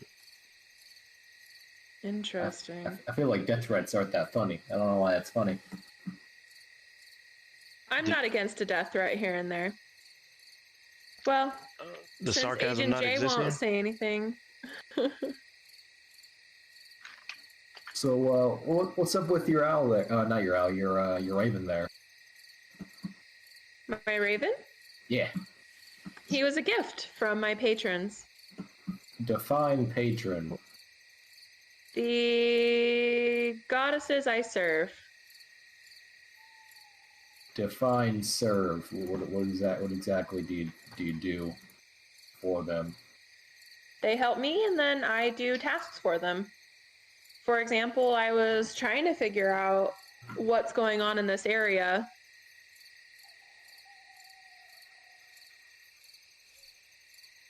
They could taste an upcoming battle coming on the horizon. And how do you know about that? Because they told me before they sent me on this mission that I was supposed to accomplish. Shout out to they. Okay. What about you, Lloyd? How did you get your owl? Oh, that's my familiar. I've been studying magic for as long as I can remember, and yeah, he's the form I like him to take the most. He always comes back when I summon him, so. Interesting. And is he always an owl, or can he change forms? I mean, I can make him whatever I like. It just takes a little while. I have Fascinating. to dismiss him. Beltran is always a raven. Oh, okay. Yeah, I can make him a snake or a rat or or a spider. Depends on the situation, but Very interesting. So do you two practice the same magic, or is it slightly different between the two of you? I saw you looking at your books earlier. he has different specializations than me. He seems to be more illusion based than anything else, but Yeah, I guess if that's what you call it. But the person, or thing rather, that I'm after had one of these. I've kind of been studying it and using it against him. yeah, man, yeah, as long as you have the Perhaps patience. we can help you. Yeah, the patience and aptitude is all you really need. Mainly the patience to learn this kind of stuff. Just takes a long time and effort. Yeah, you kind of sound like my partner. Well, hopefully you'll be This able is to see him. necessary for a lot of things. And you don't need to use a book for magic? Me? No. So did you My magical abilities were a gift from the goddesses that I serve. You say gift, but nothing comes free. So do you give away your soul or something, or what's going on? Like I told you, I go on missions that they ask me to do. So, for example, I'll bring them little trinkets, or like I said, I'm exploring what's going on in this area, but that's it. Yeah, I do the same, but I get knowledge and whatnot back. They gifted me with Beltran. They gave me this scythe. I don't know, just those sorts of relationships between the patron and I don't know what you would call yourself in the situation. It always seems a little shady to me. I don't quite trust it, so it's kind of foreign to me. Tomato. You haven't met my goddesses, so, or the others that serve them. I'm not the only one. Goddesses. I've heard of them. There's different entities out there that have power that will, give it away for different trades. Some people want their souls, or some entities want souls. Some entities want items. It just depends. Soul. They don't want my soul. They don't want souls at all. They're helping me out with something else that I would prefer to not share at this moment in time. That's all good. You talking about me being quiet? Excuse you, Mr. I'd have to kill you. Yeah, death threats and stuff. I would literally have to kill you. I wasn't saying that as a threat. That's just what it is. I literally have to kill you if you try to kill me too. I don't know. These are just weird statements to make. But why would you have to kill us if you're technically on a different Earth or planet or whatever you want to call it? No one here is going to know what you're talking about anyway on your home planet world. You can't rule that out. You just never know. Mr. Secrets. Mm-hmm. He just shrugs his shoulders, I guess. I don't know. So after we get to Agent J, are you there, Agent J? the hell is that? The watch comes to life for a few seconds and then dies. I kind of get up and walk off. And it's like, hold on. It does talk back to you. And I start hitting it. I'm here. Agent. This is Agent J. Blank screen. God damn it. Yeah. So it does talk to you then, huh? Lloyd, we should get some talking accessories too. Yeah, it's like a... Never mind. You wouldn't know if I even explained it to you. Would you have to kill us? No. Seems to be a theme. Out of all this magic and stuff like that, y'all don't even have watches. How do y'all tell the time? You look at the stars. You look at the trees. You learn. You can't see those when you live in the city. I mean, yeah, you can. Yeah, there's some large cities in this area. Well, my city. Are there, Brady? There's cities, right? Yeah, there's all types. Like the area you guys are in, you guys have a basic understanding. Obviously, the closer you get to the main capital, the bigger the cities tend to be. You guys are definitely pretty far. You're heading towards the midway point, but you're still pretty far. So a lot of those towns are just that. They're either towns or settlements. They're very, very small. But there are, at least in each of the major regions within empires, there are at least essentially a metropolis. Not as big as New York by any means. Very much a dwarf to that, but maybe the size of Boise is like the biggest one. If that's probably actually way too big. Yeah. Okay. But like yes, cities. Yeah. But I'm guessing, Brady, the cities in comparison, like the buildings aren't nearly as tall. No, nowhere near. Yeah. So to us, it's like when you talk, like, yeah, I look back to Agent J, like, we still have cities, just like regular buildings there, just more of them. Do y'all have electricity? Is that a thing? What? Never mind. I mean, I assure you though, like the way we live is, if not, it is the same, if not better than the way you live. If you don't know what magic is, so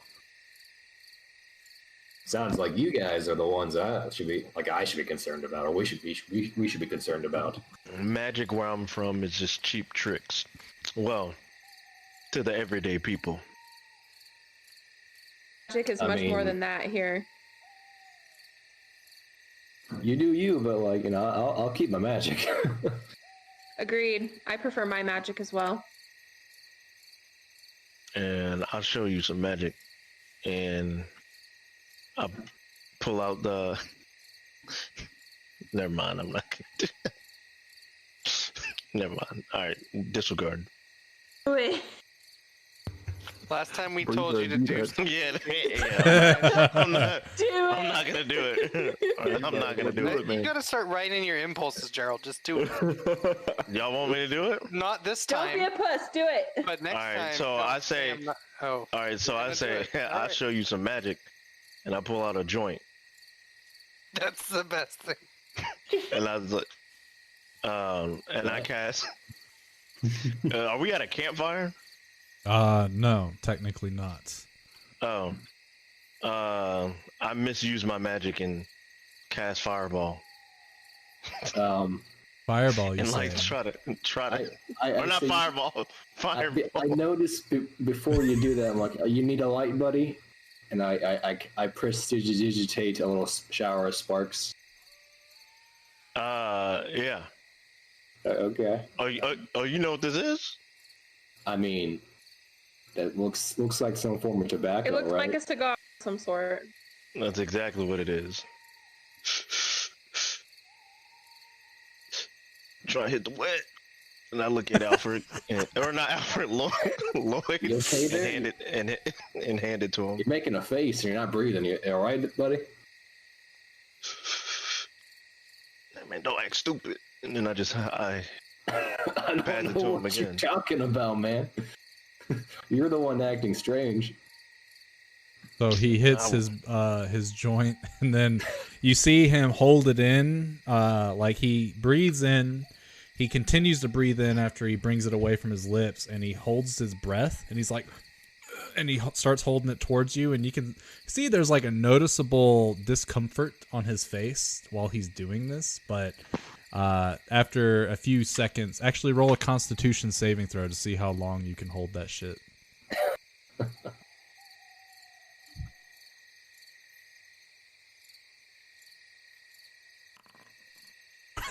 He tries to hold it in.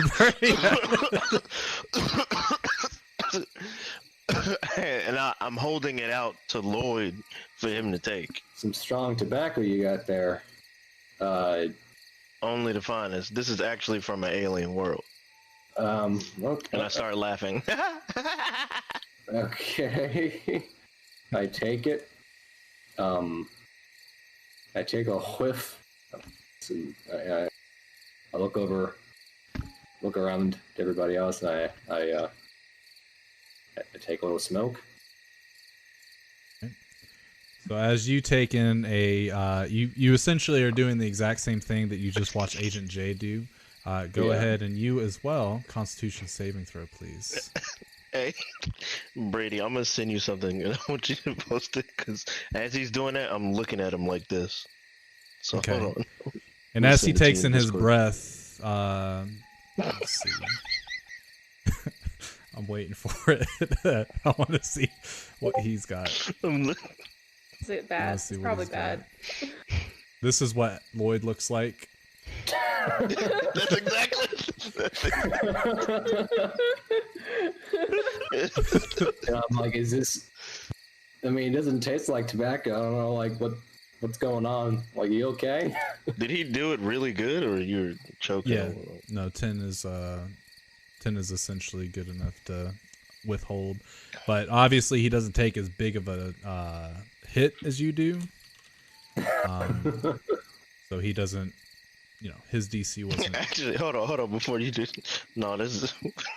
I like the Elon Musk one. That's pretty good. I'm looking at him like this as he's. I hate that I have to save these.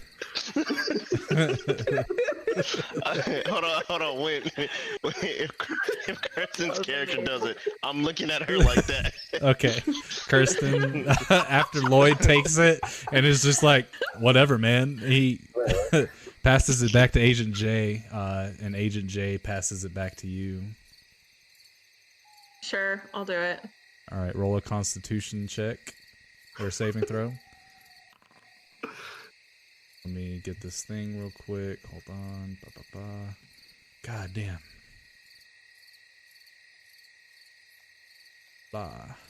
Where'd he go? Oh. No.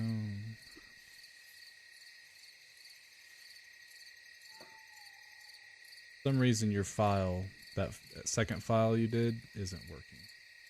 No. Oh well. I will convert it real quick. So give me a second and I'll have it converted. But you also take it. You do exactly as they both did, and you breathe it out, and you're like, that's pretty good grass. Except for you probably don't actually say that.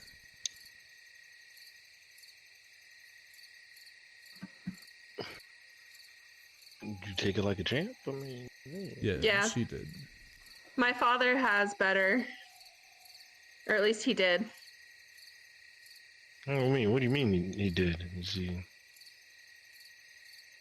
I don't know. He's been gone for a while. That's kind of one of the things that I do while I'm on my journeys for my goddesses, is I try to find him and see what happened to him. Oh, so he's... There you go. Oh my god, that popped up so big. That's how I'm looking at you as you say as you're talking about that. Oh my And I'm kind of close. I'm like, oh, you do that for real? Better.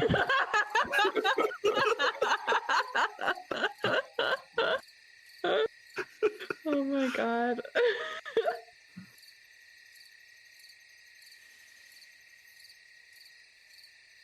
That's funny. So yeah. Anyway, continue. Unless that was the end of your peace pipe. I mean, that's pretty much the end. I'll pass it back to Agent J. Yeah, my father's been missing for a while, so we don't know what happened to him. Are you, like, do you look pale? Like your natural skin tone? Yes. Oh, okay, never mind. I had a joke for this, but I can't make it no more. Oh, and I sympathize with that. I was like, oh. I sympathize with them. It's like, yeah, I know how that is. Mm-hmm. You just wake up It's and, hard. you know, up is down and down is up. Mm-hmm. And your uncle tries to kill your family. Hold on, what? Mm-hmm. No, I was just talking about how I joined the M.I.B. I mean, but yeah, you're right. Join the what? Yeah. Join And I walk the- off all smooth like. Mm.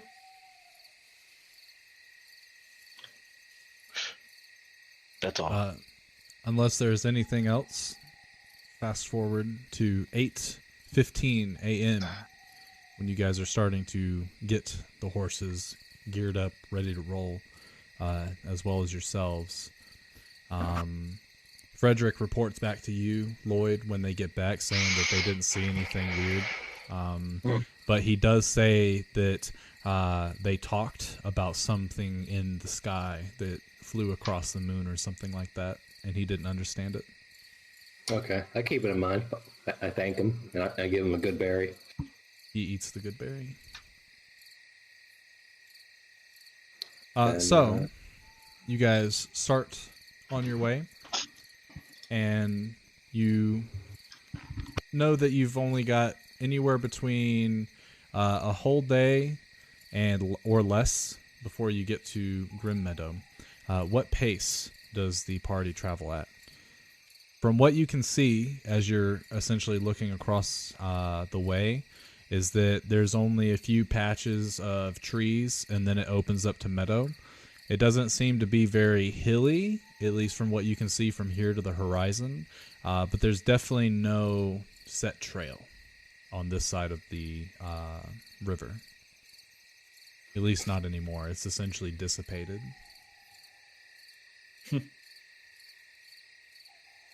All right. If we want to get there any faster, I can do that. Or we can go to the normal pace we were going. Honestly, I say normal pace so we can see what we're coming up on. If there might be an ambush or something. any rejections? Nah, it's all good. Whatever you guys want to do. Very well. And I set myself on the in the driver's seat and got the reins. Okay. Ready when you are. I sit next to Everybody. Thorpe again. Okay. So you guys start to head on your way. Horses are pulling, and the rest of you are all hanging out. Today, the weather is scattered clouds, but mostly clear. So, nothing Thank you, Larry Gilbert. ish. It seems that everything's essentially started to dry up. Obviously, the grass is still just a hair damp, but it's not enough to where you guys need to press the digitation, the wheels, or anything like that. So you head on your way.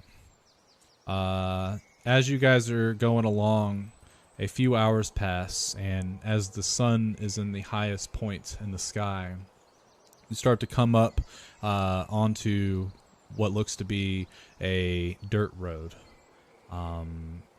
that kind of starts kind of out of nowhere, and it's very faded, but as you start to go, it picks up and becomes more robust. But you can definitely tell that this road hasn't been traveled on in at least a few days.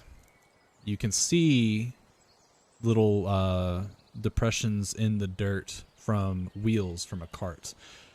All of you also, because of being on semi-high alert, you see more of those bodies scattered around, and you can actually see somewhat fresh blood drops on the dirt road.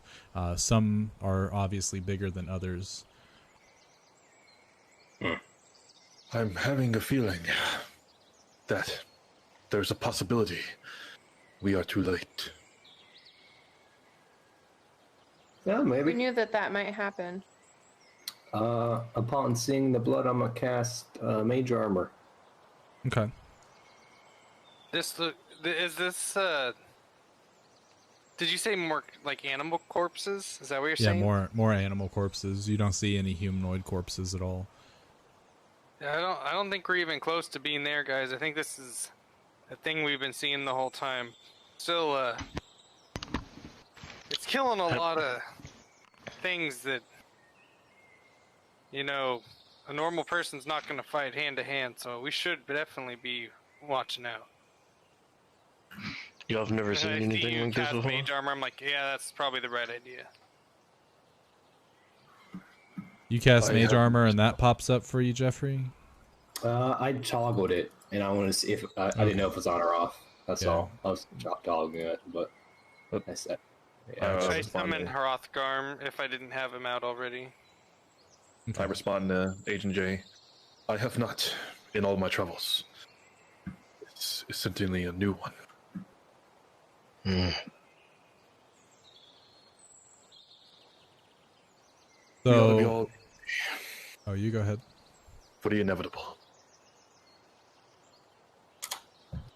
So as you're going along, you go down the road for another like hour and a half, and as you're coming up on what looks to be like a small little ridge, you can see a little bit in the distance. You can see two men on top of a cart, and they seem to be grabbing something and tossing it. They're about 300 feet away. Or we'll say 500 feet away. I'm gonna send Beltran ahead. Okay. Beltran leaves your shoulder, flies forward, goes to see what's happening, and as Beltran flies forward and, essentially gets close enough to roost in one of the trees for a second, he then comes back as you guys are coming at your same pace, unless you slow it down or speed it up. And he relays back to you. Those two men have a cart full of animal corpses, and they are scattering them around that meadow. The fuck? Interesting. I'll relay that to the team and tell them that these guys are possibly behind the amount of animal corpses we've seen? Oh, we're confronting these guys. Curious. How far Well, away are it's they? just curious. They're within 500 feet of you. They are currently, you can tell just based on their movement and their shapes, they are currently fixated on their tasks. You can see them essentially bending over, both grabbing something, swaying, and then you watch as it leaves the cart. Wow. Trying to sneak up on them, everyone, or are we just gonna cart up to them? I suggest just being straightforward. There's no use hiding. It'll make it more suspicious, even if we're just passing through. Yeah. The only thing I'm worried about the horses, though, but yeah, we should be fine. One thing, Brady. Yes. I noticed my prepared spells were 10 out of 13, so that means I was missing 3 prepared spells, right? I'm seeing your prepared spells as 16 out of 13. Well, okay. I just put 3 more because I saw that. I'll undo them then. Ooh, cheating. No, because I saw it was at 10 That'll out of be 13. a 3d100 psychic damage, so Yeah, I just took the 3 off. I still see 10 out of 13 on my end. That's weird.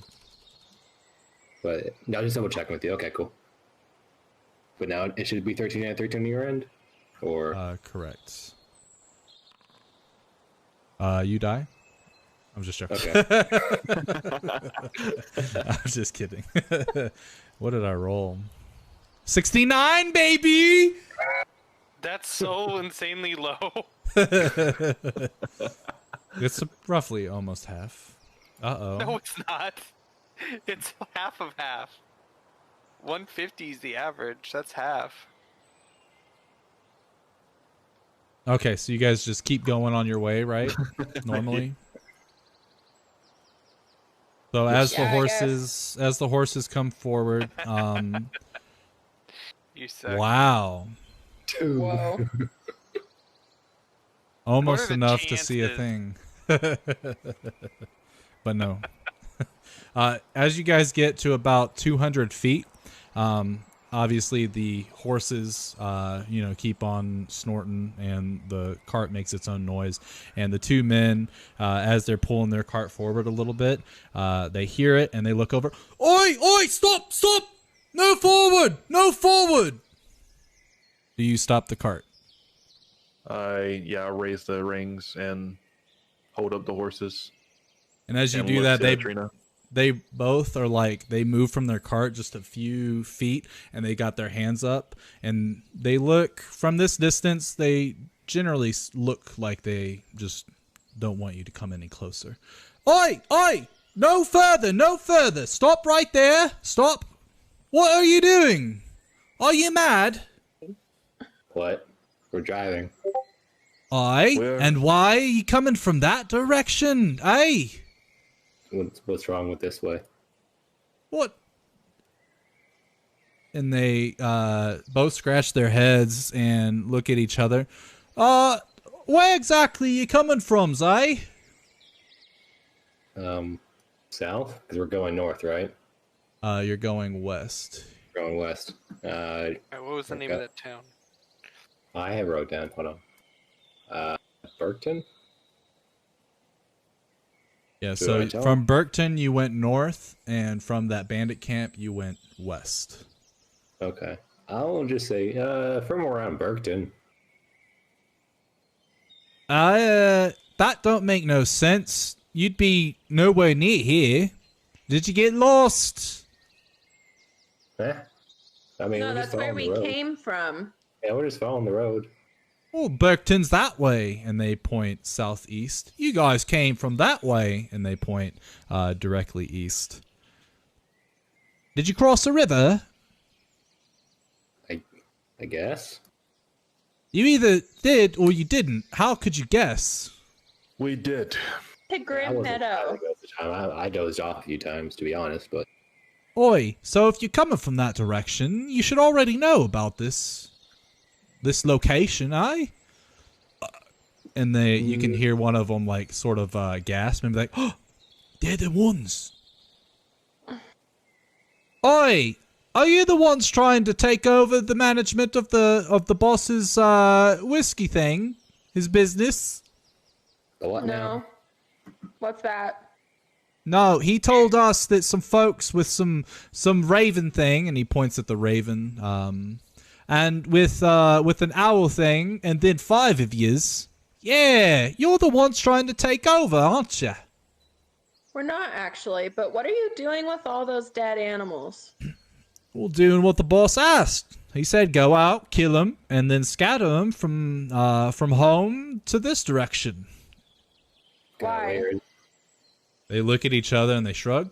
We don't really ask questions. Not permitted to, actually. Otherwise, it's a lashing. Yeah, and we don't like the boss's lashings. No, those hurt. I guess really any lashing hurts, right? Yeah, we're not trying to take over anything. We're just passing through. He says otherwise, and you gotta listen to the boss, right? He's the one that pays the bills. Technically, Well, we what are pay. you gonna do about it? What do you mean? Are you gonna let us pass, or what's going on? If we are or we're not, what are you gonna do about it? And they hold up a finger. I will not pass, that's for sure. And here's why. See, boss was very specific in his orders. He wanted us to do this, but he also took a great deal of his artificer supplies and handed them to us and told us to do a thing. Now, where you are is safe, but if you go forward, you might lose a limb or two, maybe a body part that you can't live without. Are you following me? I mean, I like my limbs. You do. Yeah, but are you threatening us, or like is there like bombs or something? What are you getting at? From what Dr. Thorpe can tell is that they are generally telling you the truth. You just don't know what they're talking about in terms of how are you going to go forward and then all of a sudden lose a limb. I'm gonna cast Detect Thoughts. On one of the dudes. Let me do this for you. Because they are 175 feet away. What is the range of Detect Thoughts? It's not that close. You guys are in the top portion of the map. They are on the bottom. And as you can see, there are bodies scattered all throughout. Self. Let me...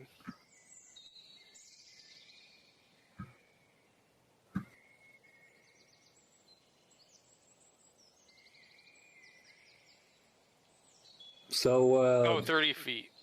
There, you gonna let us pass or not?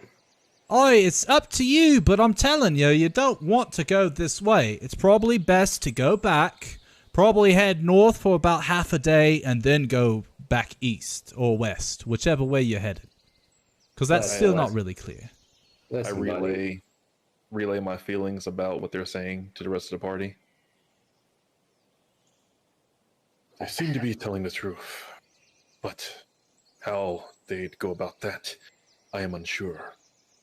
Hey, Lloyd. Are you able to change the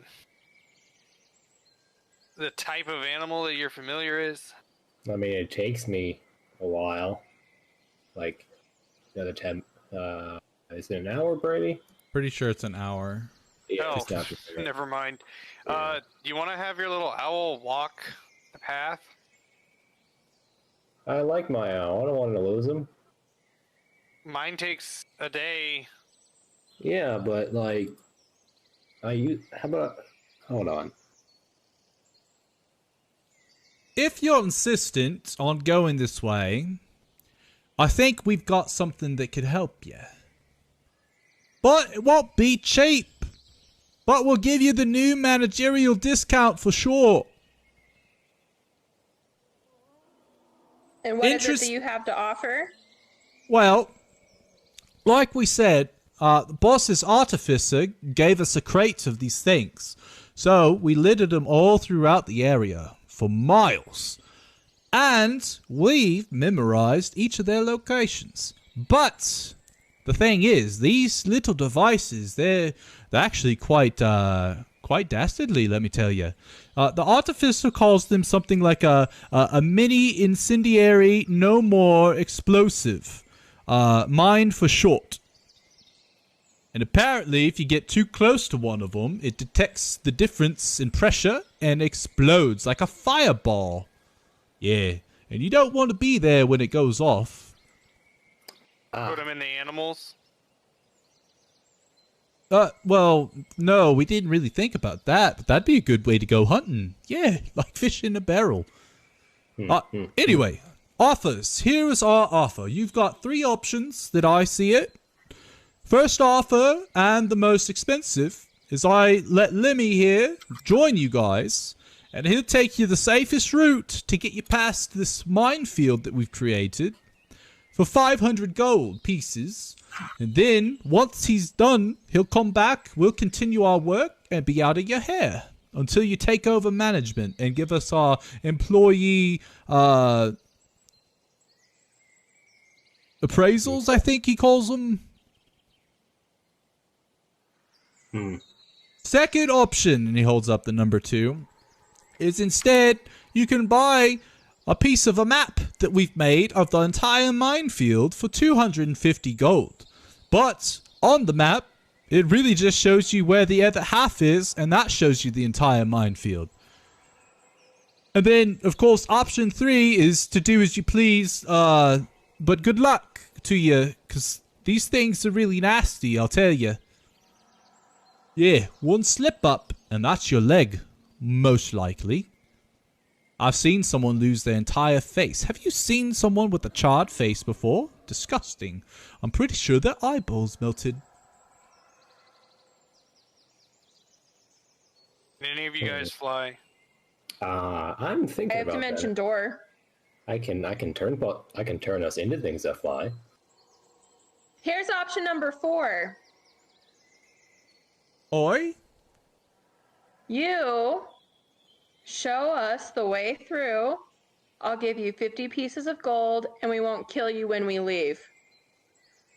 They scratch their head. 50 is not that significant, actually. Yes, but you get to keep your lives. Well, the way we see it is your way It's over not there. significant. I heard that 17 is more than a commoner makes in their entire life. Well, we're not really commoners no more, not since the boss took over. We've got plenty of golds. We don't use it, of course. We send it back homes. But I definitely don't think you're going to do anything about taking our lives when we're over here. Pretty sure we could get away from you before you even make it halfway between where you are and where we are. Who wants to promised come you with wrong. me?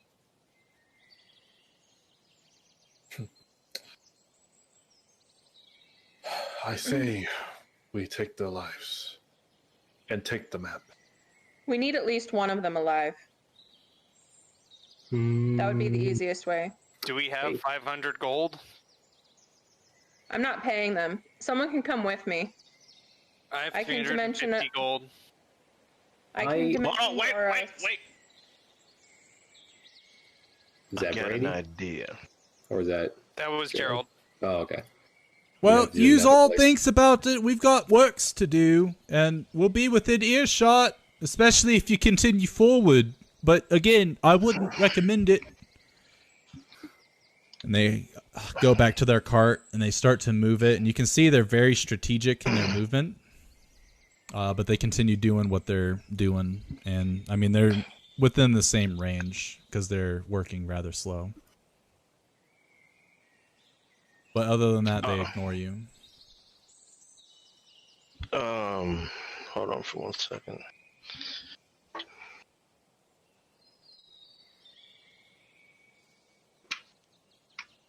I'm gonna cast Detect All Minds. Alright, it fails for some reason. It's weird. Oh, bummer.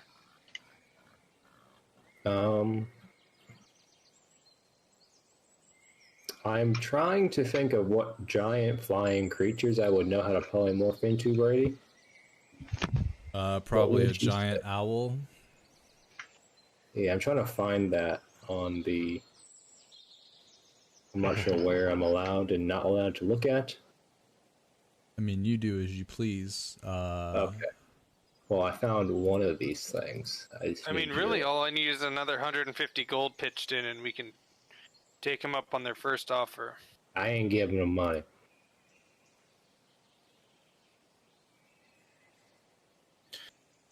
Would this be allowed, Brady? Let me send this to you. Lloyd? Not gonna give me money? Trina? Definitely not. They refuse to pay their Definitely. exorbitant amount. Doctor? How much you need? How much you need right now? 150. I give him 150 gold pieces.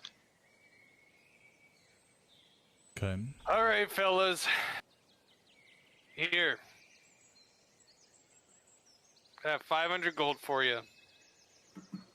So that beast would be allowed, except for there's no way in hell that Lloyd has ever seen one. Yeah. That's what I was thinking, yeah. So the owl would be the best bet at the moment. Okay. Correct. But you're on the right track. Okay. And you said polymorph, right? Yeah. You need to read some books about nature. Yeah. Learn all those creatures. Or go to a goddamn zoo. I was funding a goddamn orphanage in a library before, but that campaign ended. Bad times. Before when you're yelling across the way, I pull you aside and be like, "Hey, how about we have them come?" I whisper like, "Hey, how about we have them walk to us, and then we see what happens." Okay, you're on the same page then. Yeah.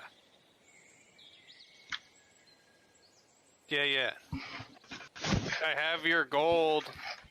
Oh, well, use your little fly thing to bring it on over. Nope. He's tired. Well, I guess if that's the case, I mean, we're staying a distance from you. You've already threatened our lives, at least the scary pale one, and they point at Trina. You said we're gonna lose our limbs. If you continue forward, I guarantee it. I feel like that's more of a threat than anything. And you said it first. So. How about this? One of you come to me. You come, take my gold, and do what you told you would do. And direct us through this hellhole. They shake their head. You've got fly boys. Bring them over. They are tired. Well, so are we. That's why we'd like to go ahead, just continue working if it pleases you. Listen, do you know how much this bag of gold weighs?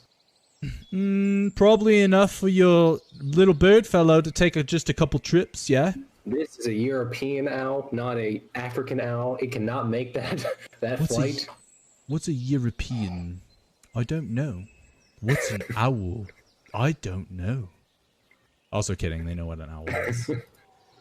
Listen, I mean, it's not that hard. We can tell what you're trying to do. We've been in this kind of setup before, and we know you're quite powerful. And if we give you the upper hand, we lose our lives, and we don't get anything for it, obviously. And the boss would be happy. So, we gotta play by the rules here. Either send us the gold over, or you're taking option 3. I don't know what else you want from us besides, obviously, your option 4, which we're not a fan of, so we're not going to take that one. We'll probably end up leaving before that ever happens. Brady, real fast. Mm-hmm. The path I see before us, is it on a downward hill or an upward hill, or how's it working? It's flat. Like how flat we talking? Like flat? Pretty flat. The only difference in elevation is that little hill that you see in the middle. So it kind of gradually goes up at that point and then flattens back out. Okay. I'm gonna ask everybody to step back just a wee bit, 30 feet or so from where we're at. Point back, and then Okay. I look over to our friend Agent J, and I'm like, "Hey," and I pick up a rock, like the heaviest rock I know that Mage Hand can carry. I'm like, "Hey, Mage Hand this out there in a straight path and drop it. Like, just test like a path for us, okay?" I don't know, Machan. I do. The hell you don't! You used it the other day. No, I didn't. Yes, you did. When did I I use cast that? Mage Hand. Okay. Okay. So you cast Mage Hand, and everyone starts to move back. Well, you all have a wonderful journey then, eh? And they go back to their business. So with your Mage Hand, 30 feet is how far it can move from you. So where do you drop the rock? 30 feet. Well, ping on the map for me. Oh, I see. So, you guys really don't want 500 gold? We do. You just gotta deliver it with your bird thing. His name is not Feng. Well, you haven't really introduced us, so we couldn't tell. We do apologize for the rudeness. I feel like you guys don't deserve an introduction. That's perfectly fine, I guess. Hey, I can make two. I look at the group. I'm like, I can make 2 people fly, including myself. I can make 2 people fly, including myself as well. So, and one of those things can pick up other people. Do we just want to do that? I'm willing to go. If you're Okay. able to send me there. I'm ready. If I cast polymorph and get the bird to cast polymorph on someone else, would we be able to lift the cart with the giant owls? I'm guessing not. No. Giant owls Okay. don't have a strength score to do Oh, that. I mean to go over there and give them the gold. Oh, I meant just like ignore them and get past them.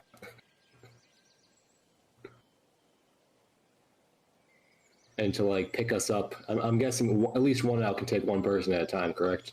I'm pretty sure because they're large and none of you are playing 700-pound barbarians, they can pick 2 of you up. Okay. Yeah, maybe we would have to ditch the horses, but we could definitely take ourselves over there. Ping.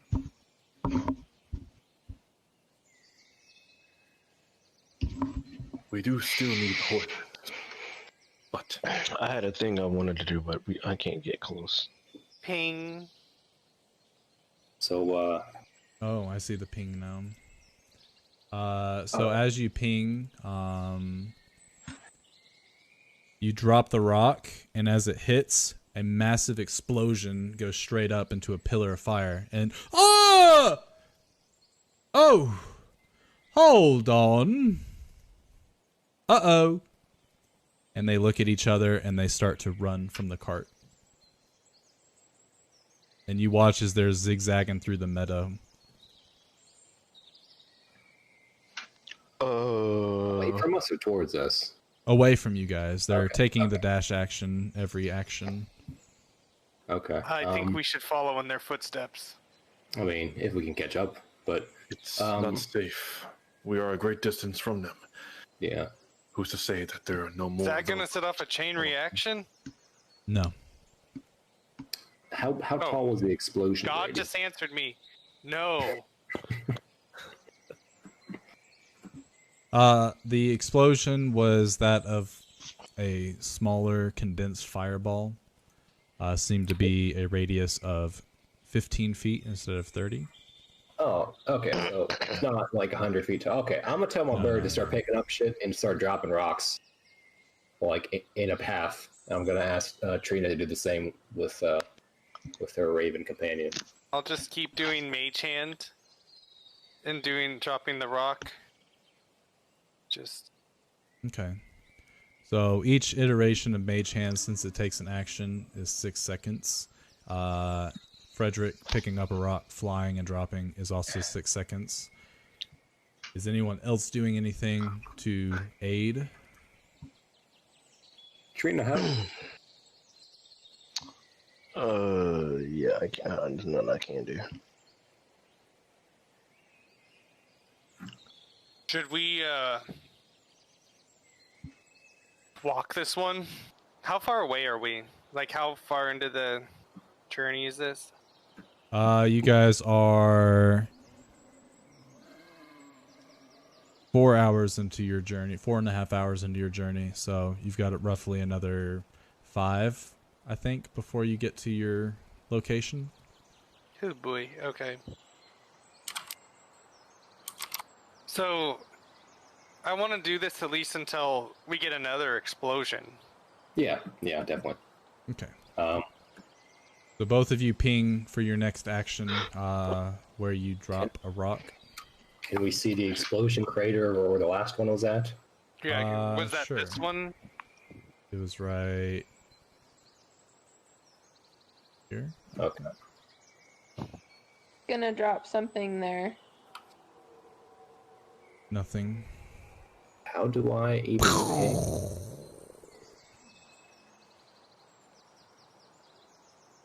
You did I do click that? and hold. No, Joe did that one. Obviously, we would have had to move the cart up, right?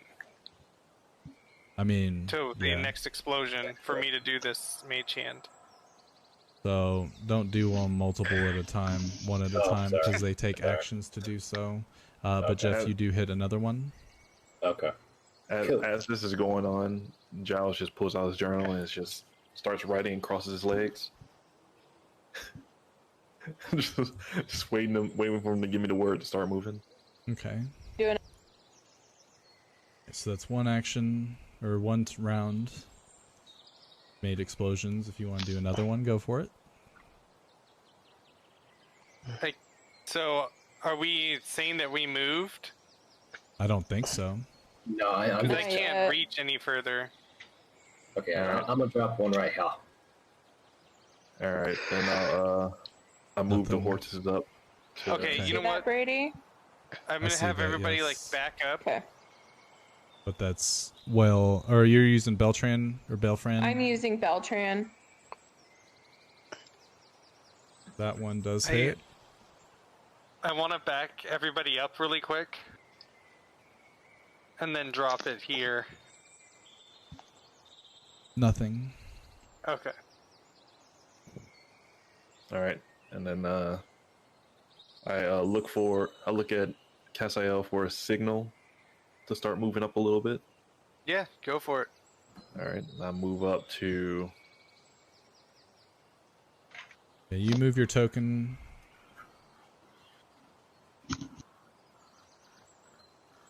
And the cart is obviously on the road. So I put one here before, right, Brady? You did. I'm gonna put one tile below it. Nothing. Okay. Beltran's right here. Nothing. Nothing. That's a little too far. Yeah, I'm just gonna keep making a line in a straight line from here down until I hit something. Okay.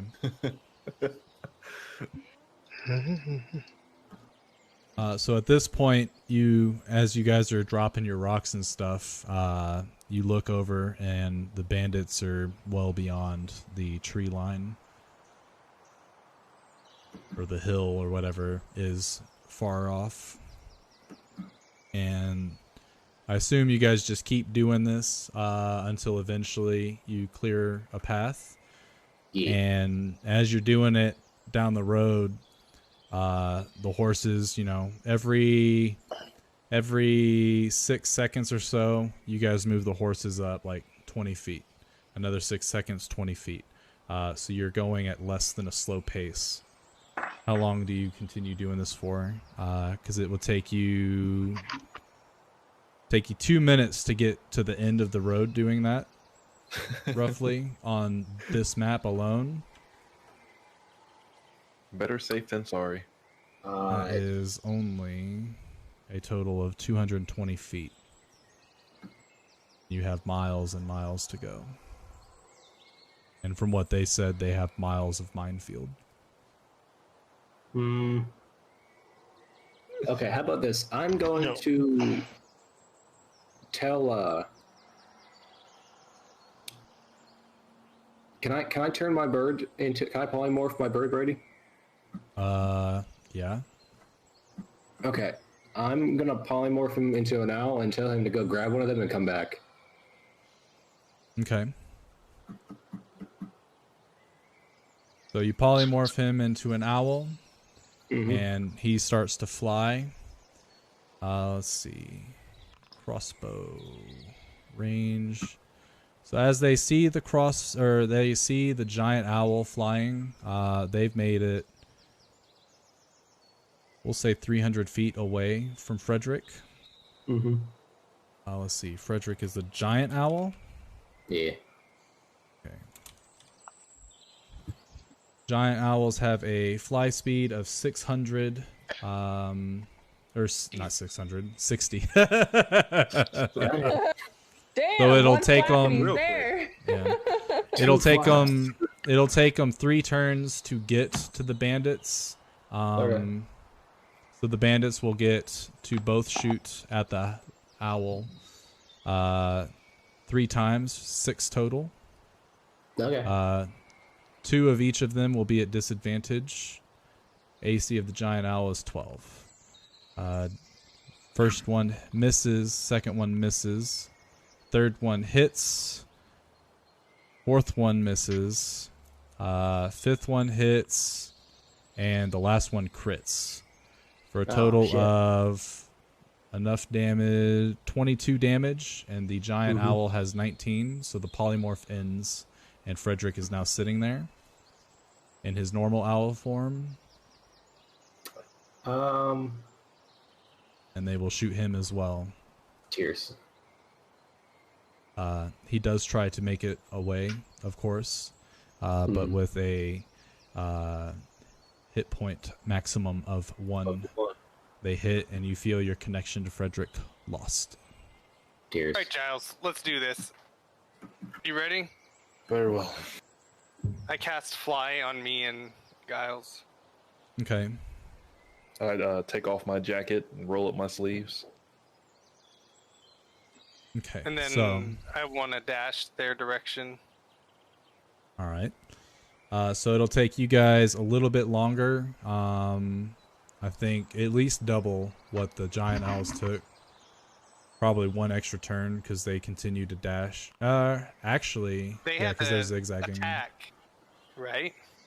They still got 30 feet of movement and then an attack, and then 30 feet and an attack. So those 3 turns it took the owls to get to them, they got another 120 feet away. Okay. Total of 420. Yeah. Just joking. So you guys fly, and I believe that gives you a fly speed of 60 feet. So 120. So, or no, my bad. Yeah. Yeah, you're right. Oh yeah, never mind. So yeah, it'll take you guys 4 turns to get to them. And as you guys are about to land, they I look. still want to bring the cart up Okay. slowly but surely. They stand still in a spot, and they look at you, and they're like, "Honestly, like, why?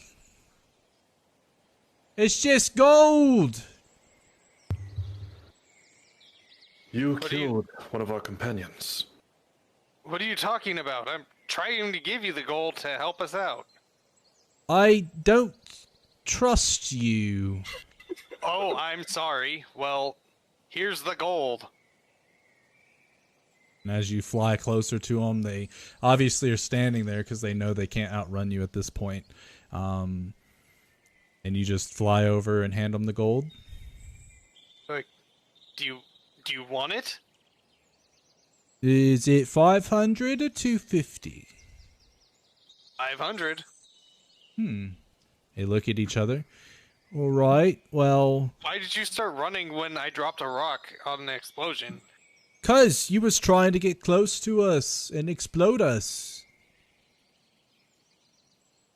I guess that's a fair guess, but I was just trying to see if you guys are bluffing.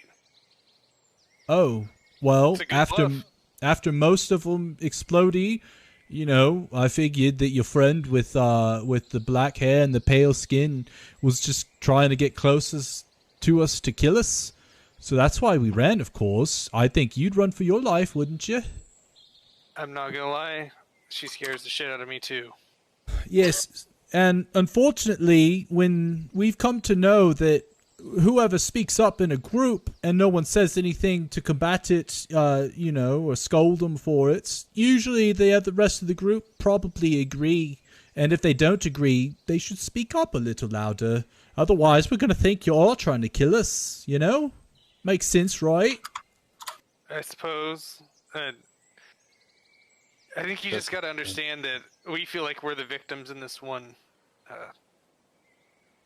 There's a lot going on, and Makes sense. huh? Makes sense, yes. So, what Okay, do you say? then. Here's what we'll do. I'll give you 250 now. No, Hey, no. 500. And then Lemmy will show you how to get through. So I'll give Or- you 500, and then Lenny will show us how to get through. Yes.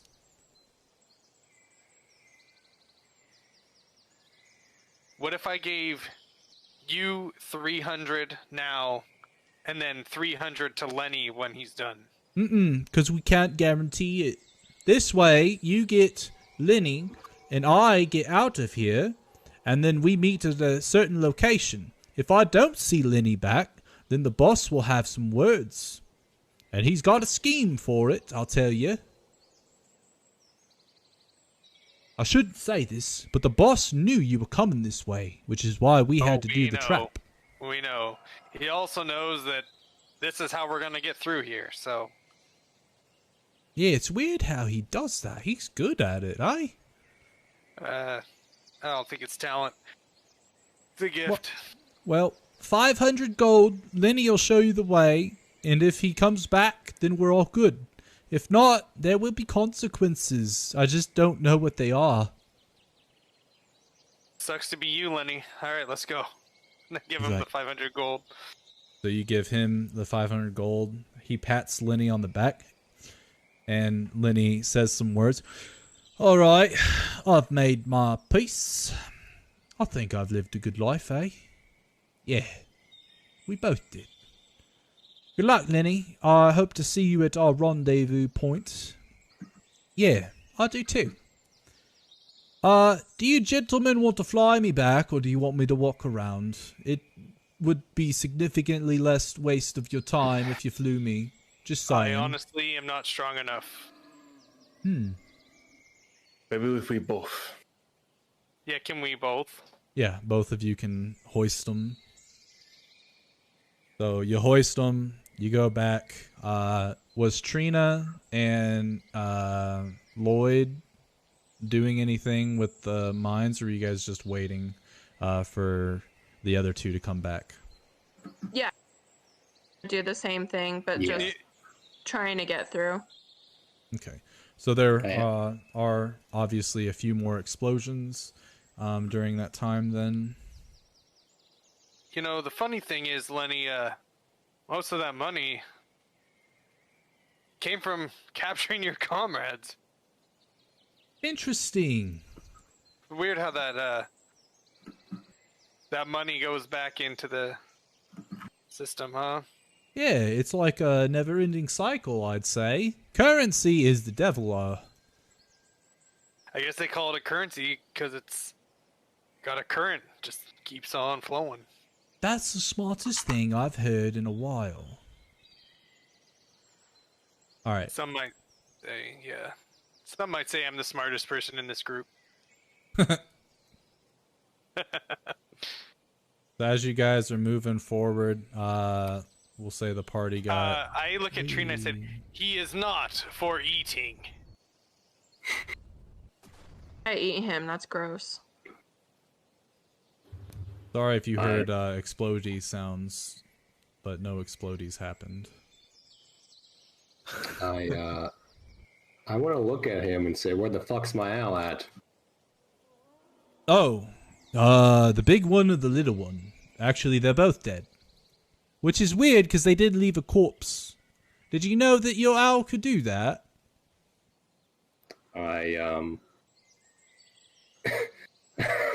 I take out my quarterstaff and I bash him over the head a bit. Like, what the fuck? Roll an attack. That's non-lethal. Can Yeah, it can be I non-lethal. like block him? Yeah, we'll say that you can essentially. So you're fighting against Cassiel's AC.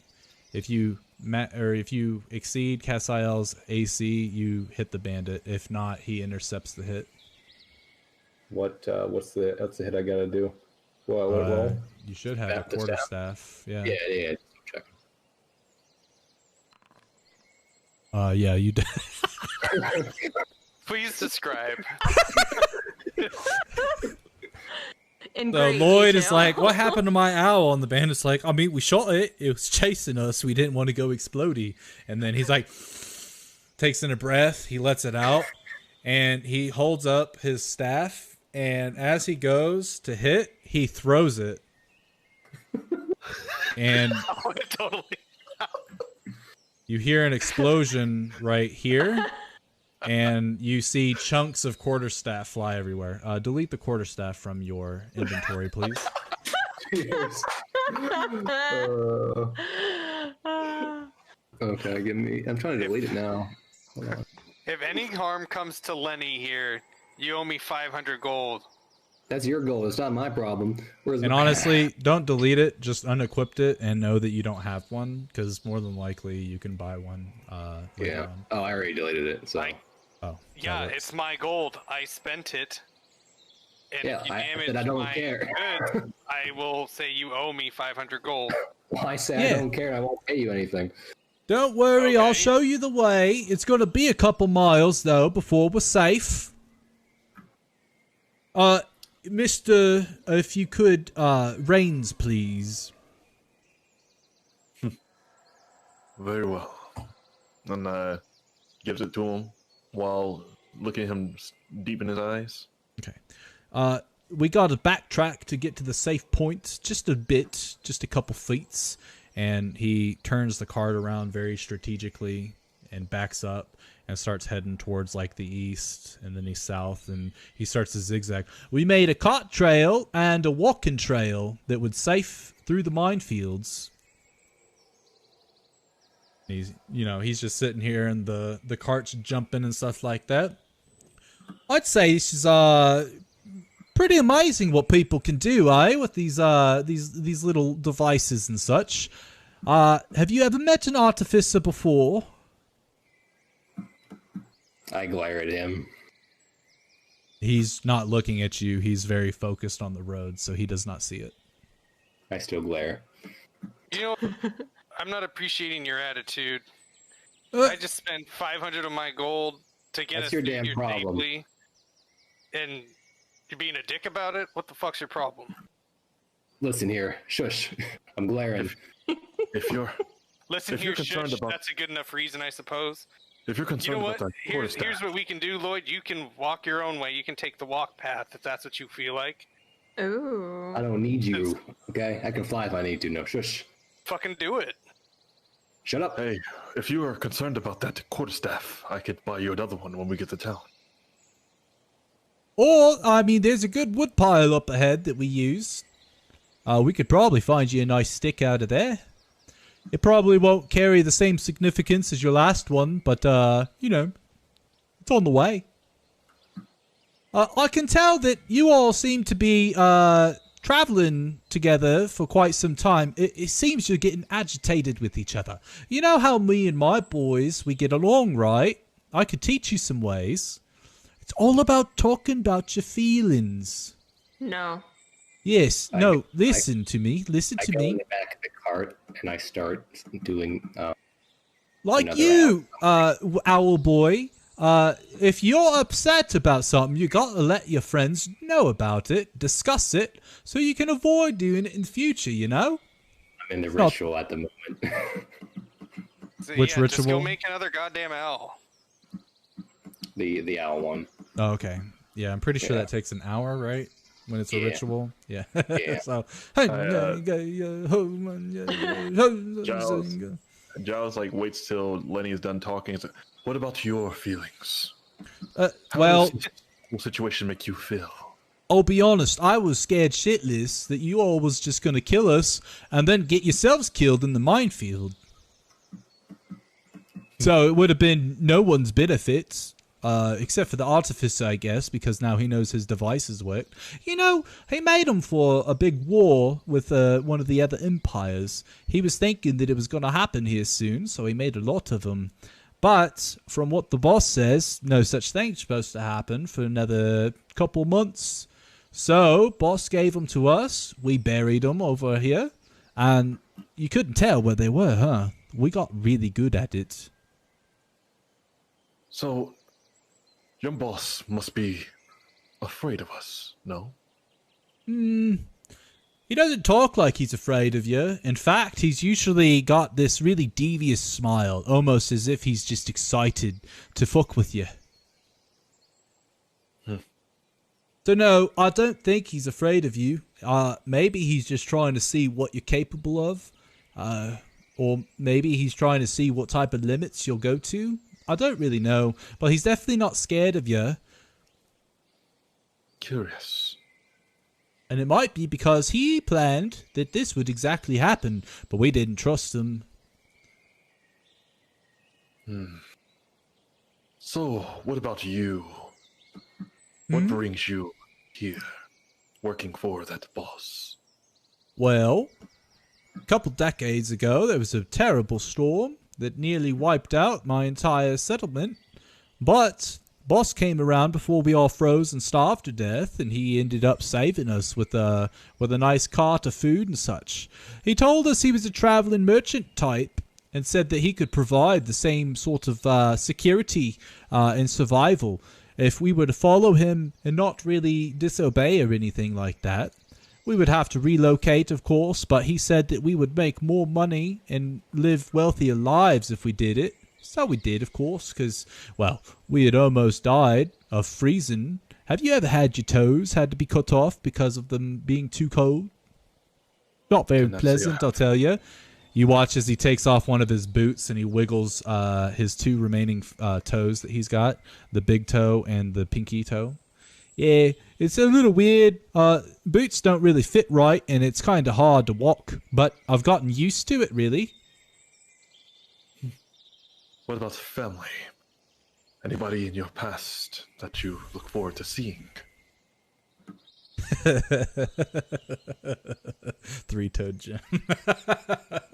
It's character, by the way. I know it is. I remember you talking about it. Well, honestly, the settlement that I came from, I lived on my own. I was just a humble lumberjack and provided the lumber for the settlement, and they provided me food. It's a very trade-orientated kind of thing, you know? That's what happens when you only got, like, 4 families living together. Everyone does a certain thing, and then you share everything. Quite wonderful. So, I guess technically they're all my family. But some of them haven't made it through the decades. Others have left the life that we lived because they wanted something a little more established, I guess. It's a lot of moving. And as he says that, Giles pulls out his journal and his spectacles, puts them on, and just starts writing. So, Yeah. are there any lingering pains that you have? Besides, I can feel my toes being ripped off on occasion when it gets really nipply, you know? And he's like rubs his foot a little bit. But I know they're not there, so it's kind of like just a subconscious thing. Interesting. Otherwise, my shoulder hurts a little bit, especially after all this tossing of these corpses. Mighty weird request, don't you think? Indeed. Fatigue would take a toll. Eventually. But what about mentally? You seem pretty chipper, considering you are throwing corpses all over the place.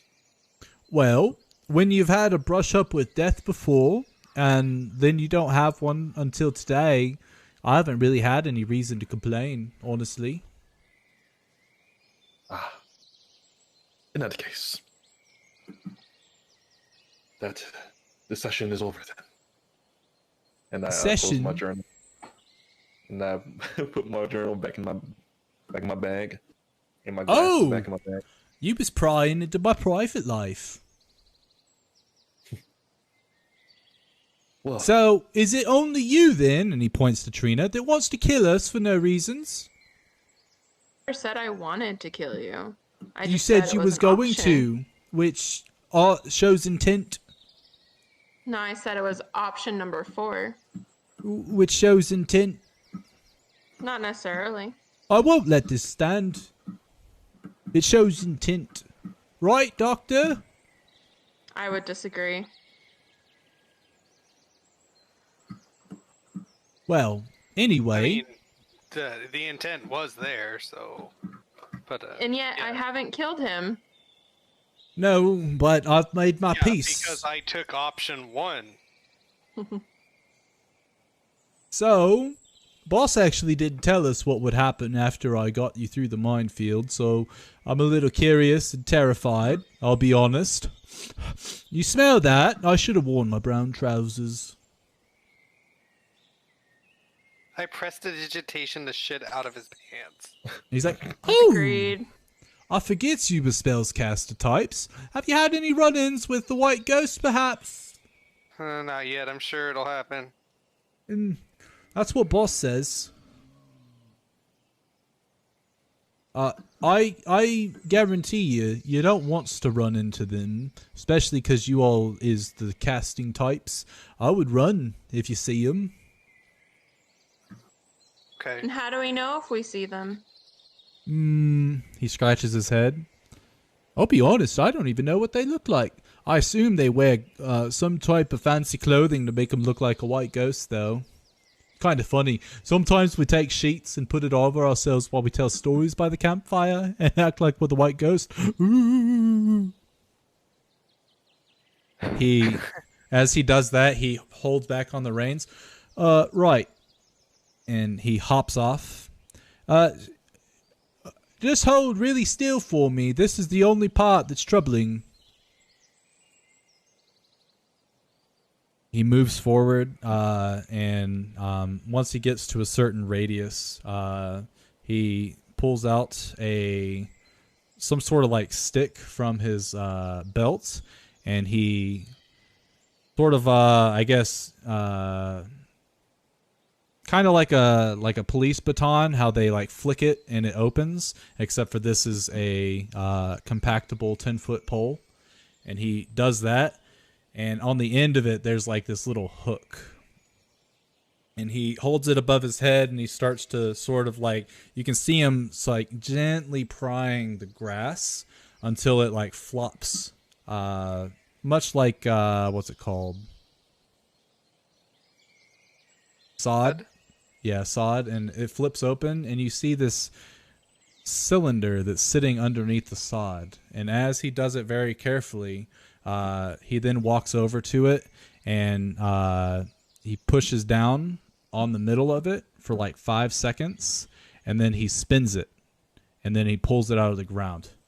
If you would, go ahead and just move the cart like 10 feet forward past this point, please.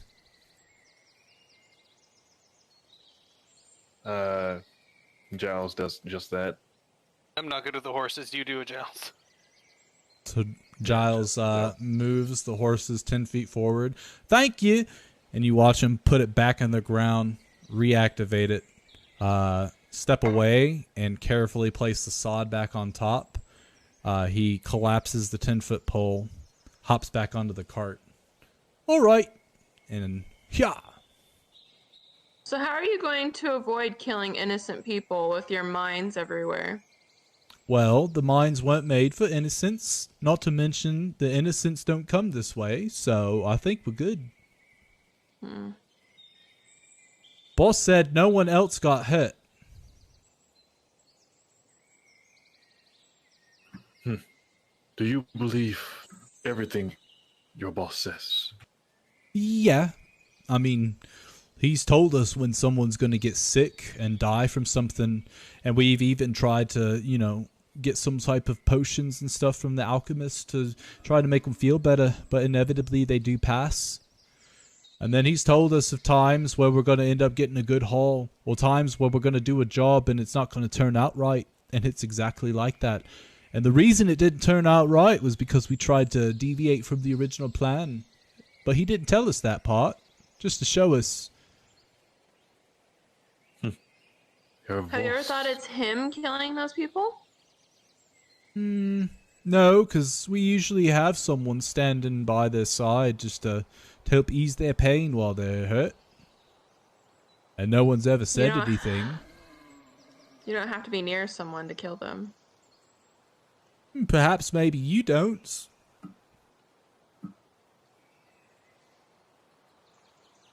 But the boss doesn't have magics, so I don't know how he would do it. And we've never seen a crossbow bolt or anything. Oh, your boss has magic. Definitely does. He scratches his head. I don't think so. I've never seen him use it. Oh, yeah. He put his face over this body of a girl, pretending it was him. And then stabbed her, aka himself. We managed to save her life, by the way. He holds the cart and he looks at you and blinks. No, it couldn't have been him. He doesn't do magics. Totally him. But it's fine. You believe what you want to believe. Okay. Same to you then. I look at him like, yeah, he did magic. Real quick, because I'm just curious. Do you guys hear the explodey sound when I do this? Yes. Yep. Mm-hmm. Excellent. I just wanted to make sure that that actually worked. I literally placed 50 of those things on the map. Jesus.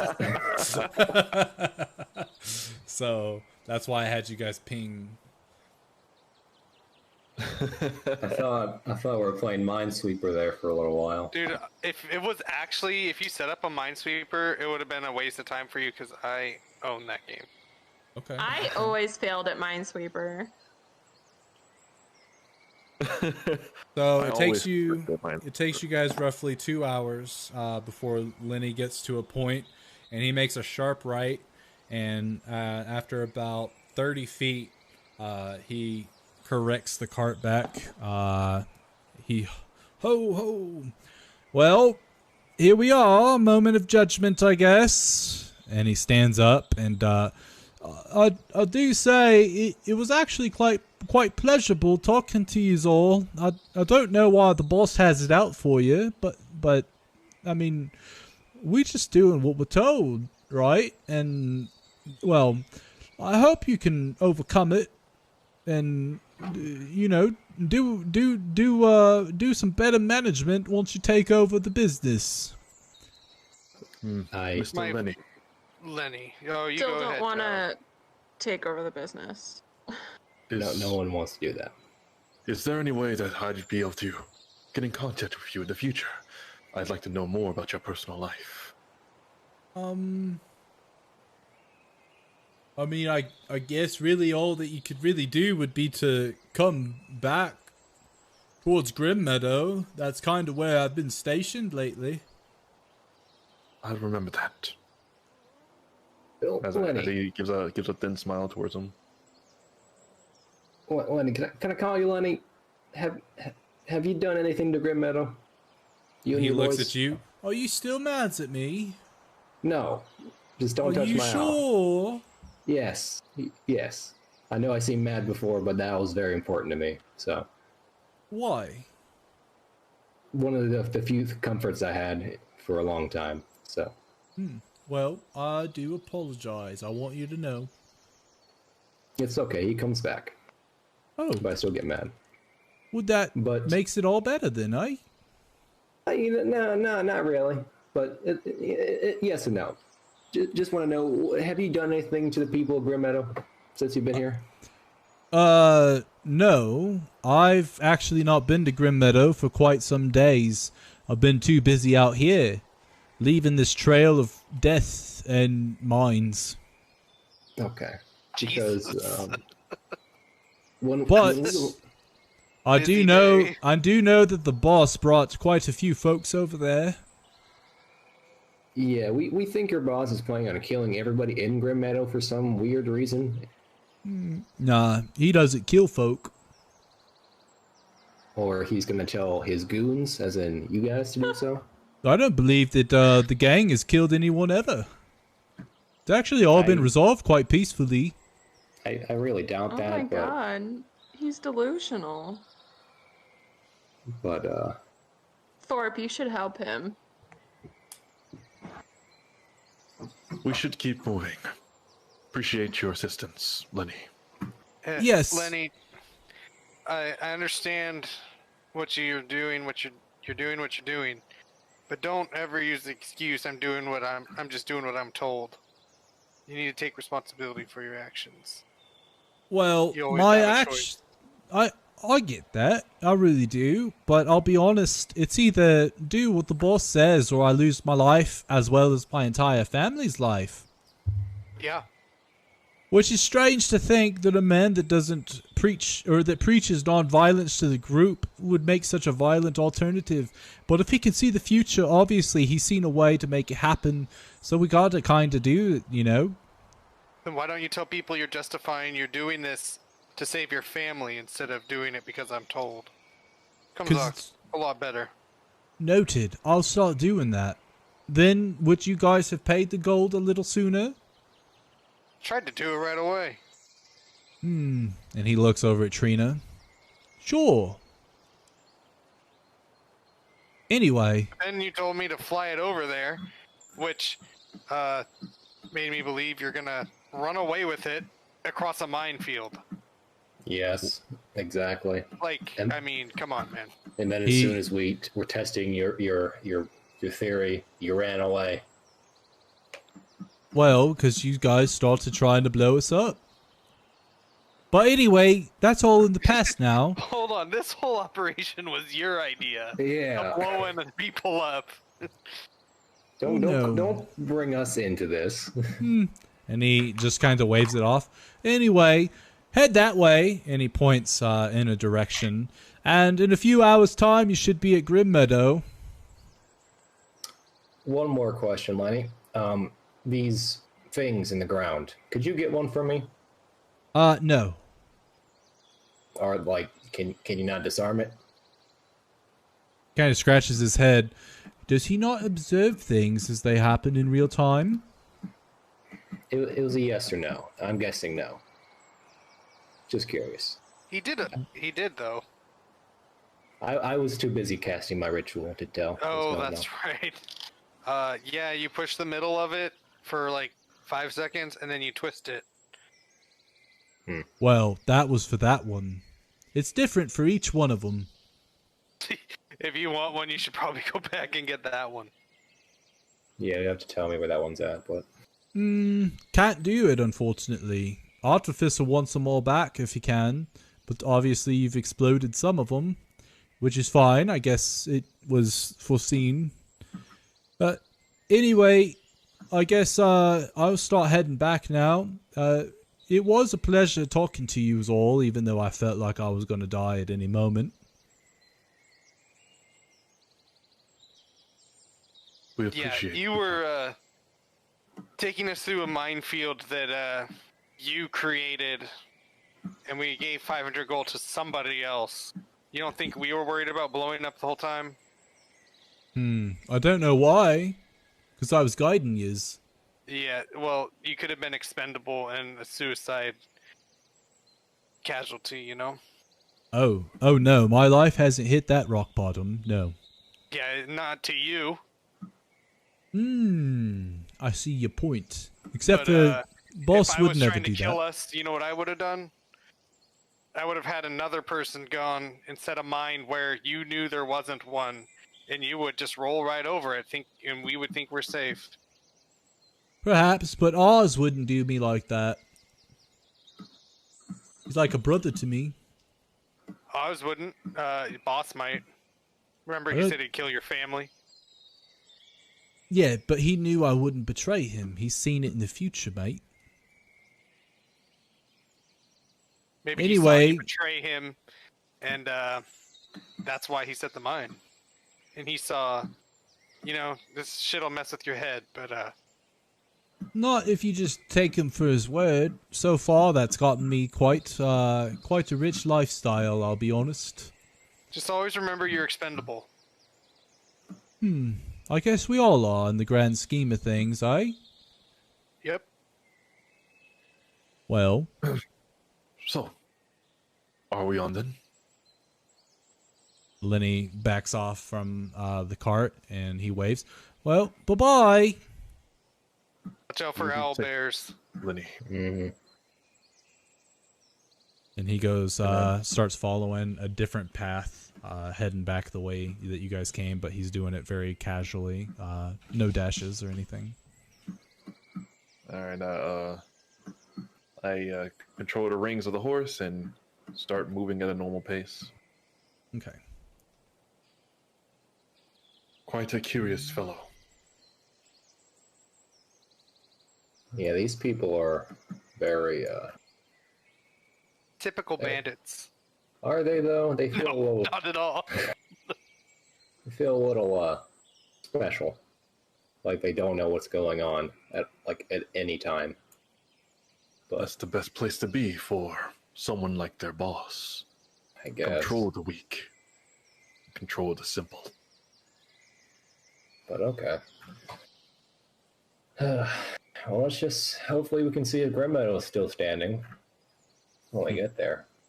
I highly doubt it is. Mm.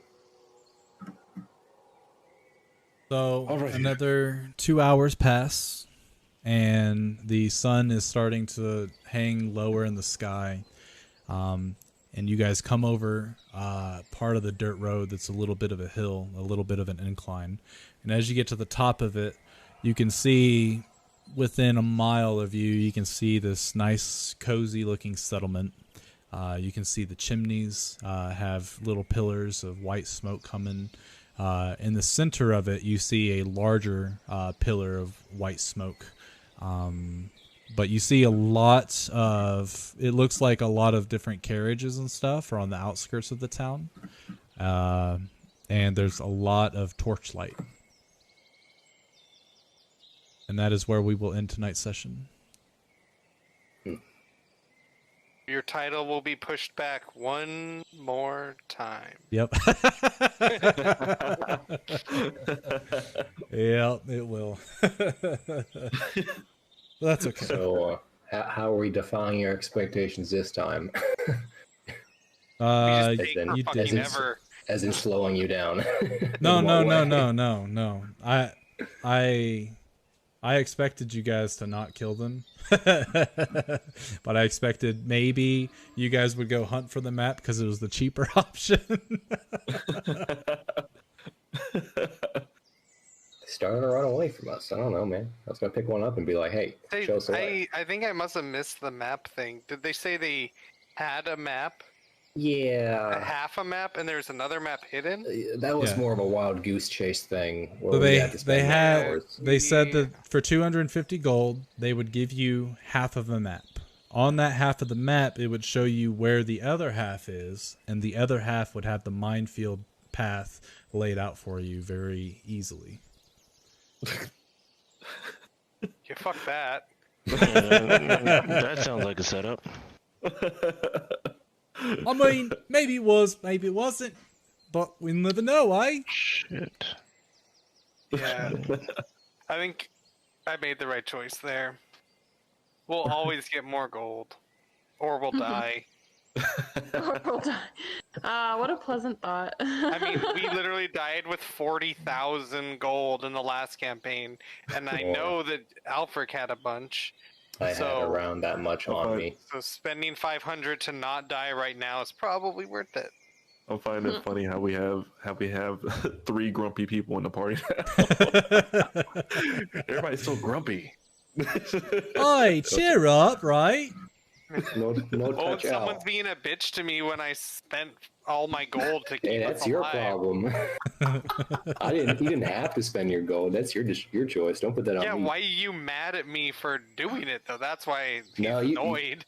Now you were getting mad at me saying it's gonna be my fault for you paying. Like I'm not. No, it paying was you going to be that. your fault if you killed him. Yeah, like that's still your choice. Like I didn't have to pay him. I didn't choose to pay him. It's my choice that you killed him.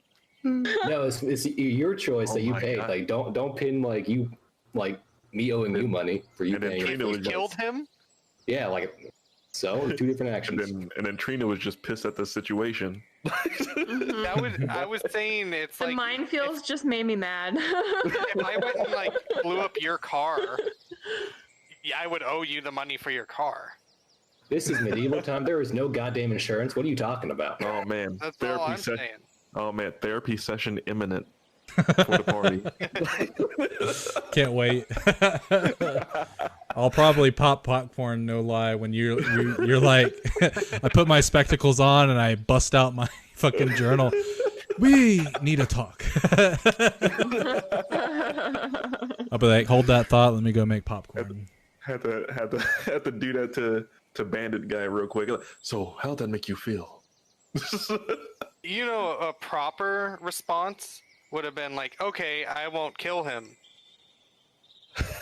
I still feel like you're trying to shoehorn me into saying what you want me to say. That's not gonna happen. Hey, I just wanted you to say, okay, I realize you spent 500 gold to get us to this. I'm not going to kill this person because it will kill us all. Save this banter for when we hit it. Save this banter for when we hit it in. That way I can sit you two down.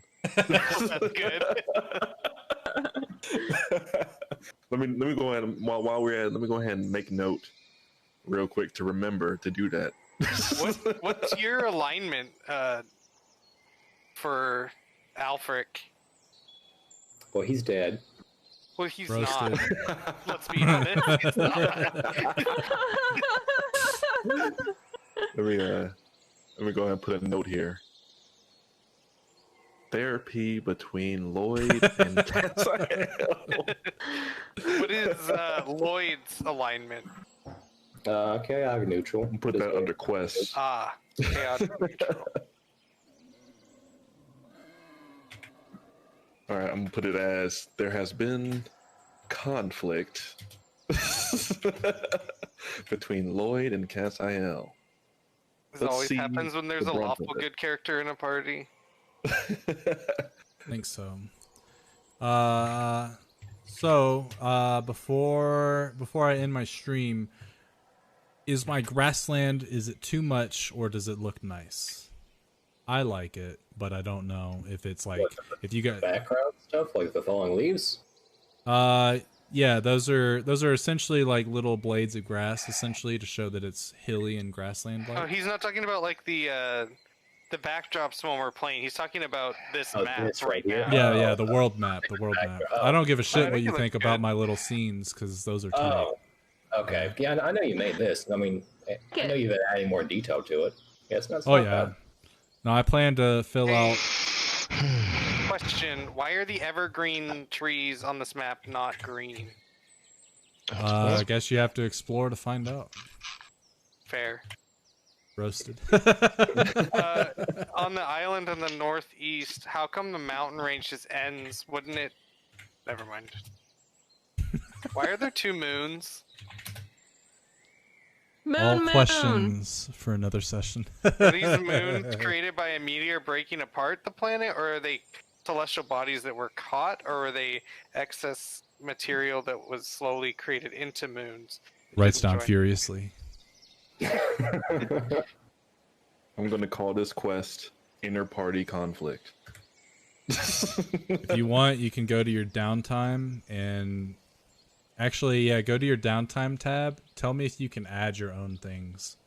I don't know if you can. If you can't, I'll add one for Dr. Thorpe. It'll show you the progress of your quest. Inner Party Conflict, Lloyd and Cassiel. I'm about to ham this shit up. Does Shrek live down in the south? Perhaps. Actually, no, it's blueberry people. Oops. Where do the crab people live? They live in the mountains. I bet a bunch of dope shit's right here where it's like completely surrounded by mountains. Except for I It call was like that a the wishbone plateau. peaks. It's not what they're actually called, but Ingrid looked at it and she's like, "Why'd you put a wishbone on your map?" I'm like, "It's not a wishbone, but I guess they do look like a wishbone." Damn Looks it. like Reebok to me. The that one thing I DM'd you the other day, Brady. Don't mention it, but is that actually going to be a thing? Or Duh. cool. Ask and you shall receive. What'd you say? Don't worry about it. It's a secret that not even Lloyd knows, but Jeffrey knows. Yeah. And if it's the demise of the party, you only have Jeff to blame. Kind of like Dave. You have Dave to blame. What should I put the progression type as? Simple? Yeah, put simple. Negative progress. Oh, so you can add your own little quest on it? I see something is like 0 out of 300 for me. I made like a test one. So I don't, Oh, nice. Jeff. I want to make sure I'm very good at separating my like character. Oh yeah. No, I'm not actually mad at you. No, yeah, you're good.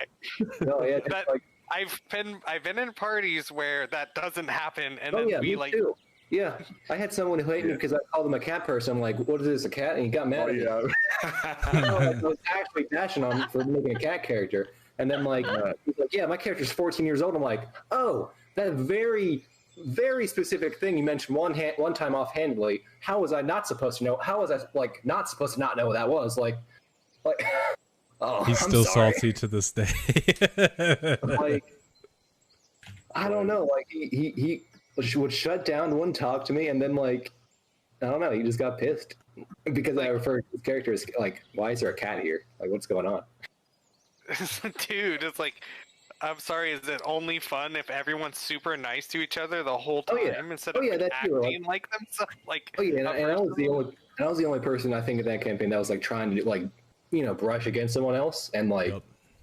no one, and everyone was like, I Except for gotta be Dallas. nice. Dallas, of course, tried to brush against everybody by yeah, but Uh, that's not the same though, right? That's just like That's someone. true. That's just Being a dick. his personality, probably. He did it in a way that was Antagonistic. dude, what the fuck? You just killed 12 people for no reason. Hey, There we sometimes go. when you get mad, bro. Pretty Pretty sure that was his response too. Yes. He's like, yeah, you gotta do it sometimes. Yo, You see that?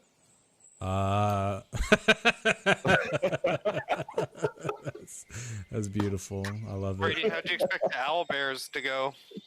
I did expect you guys to shoo him off. I didn't expect you to kill him. I didn't know what you would expend to do so, but I was very happy with Major Image coming out. I love that spell. I will Better- be using that spell pretty often. It's Better so idea. good. Mine One are of the loot. best. So I'm like, I don't think we can pull this off. I'm like, oh, you got Major Illusion or whatever. Like, holy shit. Yeah, We got it's so this. much better than. Well, it should be. I think it's a 3rd level spell compared to a cantrips. Mm-hmm. Yeah, But yeah, going but back to taking RP seriously. Yeah, man. Me and Joe, man. We had our RP spats, man. I wanted to kill him in real life. Damn. Not really. Damn. Yeah. I mean, I know it's not real, but Country away. the fact you even thought about it. Damn. Dude, that's so funny, Kevin. You know, ironically, right? You know how I feel about that? No.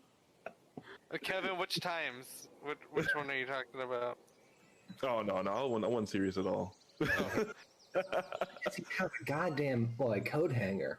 Like, is he handing out abortions? Like, what's going on? Like, what I'm is this? saying, like, he's just the local abortionist. Like, He's he's not messed up, even like man. a bad guy. He's just doing his job. Yep. Bitches get knocked up and pay me money. What can I say? I like a free meal. Oh my god. Oh my God. What, you didn't see that coming? You're not recording anymore, are you? Because I am. we just lost all of our followers. If we ever had any, they're gone forever. You know, my buddy Stevens, he came up and he's like, "Hey, so do you have like for your followers and stuff, do you say like, hey, if you donate this much, you can make an NPC. If you donate this much, you can make a major plot point?" And I was like, "Well, if I had followers, sure." I would allow them to donate whatever, and We got to come up with a catchy name for the party. No, for like Critical Role. We got to be like critical. I feel we should not copy like any part of their names. You could be roll critical. Oh, yeah, no. rolling critically. But no, on a Critically business standpoint, unfuckwittable. critical and roll cannot be included. Cannot be included. I'm gonna end my stream Thesaurus though. for critical. I will be. I'll be right back. So that was fun. My social encounters, I think, for this campaign have been a lot better than other campaigns, because most of the other campaigns, I guess I've made my characters too inherently like against the party, to where they're like, I see what you're saying, but still gonna kill you anyway, and they would. Whereas this one, they know that these bandits aren't really doing it because they are inherently evil people. So now it's making them really get that morally gray area. Like, all right, you're not a bad person per se. You're just doing some bad shit. Is it really worth us killing you for that bad shit? Granted, I wonder if the mines weren't actually there, if the party would have killed them and been like, well, this is what you get. I expected that, but obviously I want an artificer in my world that has made mines, because that's hilarious and tight. So, hopefully you had a good time. Definitely got to change the name of this one. I'll probably change it to like Minefield Shenanigans or something like that. I don't know. We'll see. But next session is for sure the first Winter's Festival. So thank you for coming out, and I hope to see you on Monday when I stream my thoughts of this session. So until then.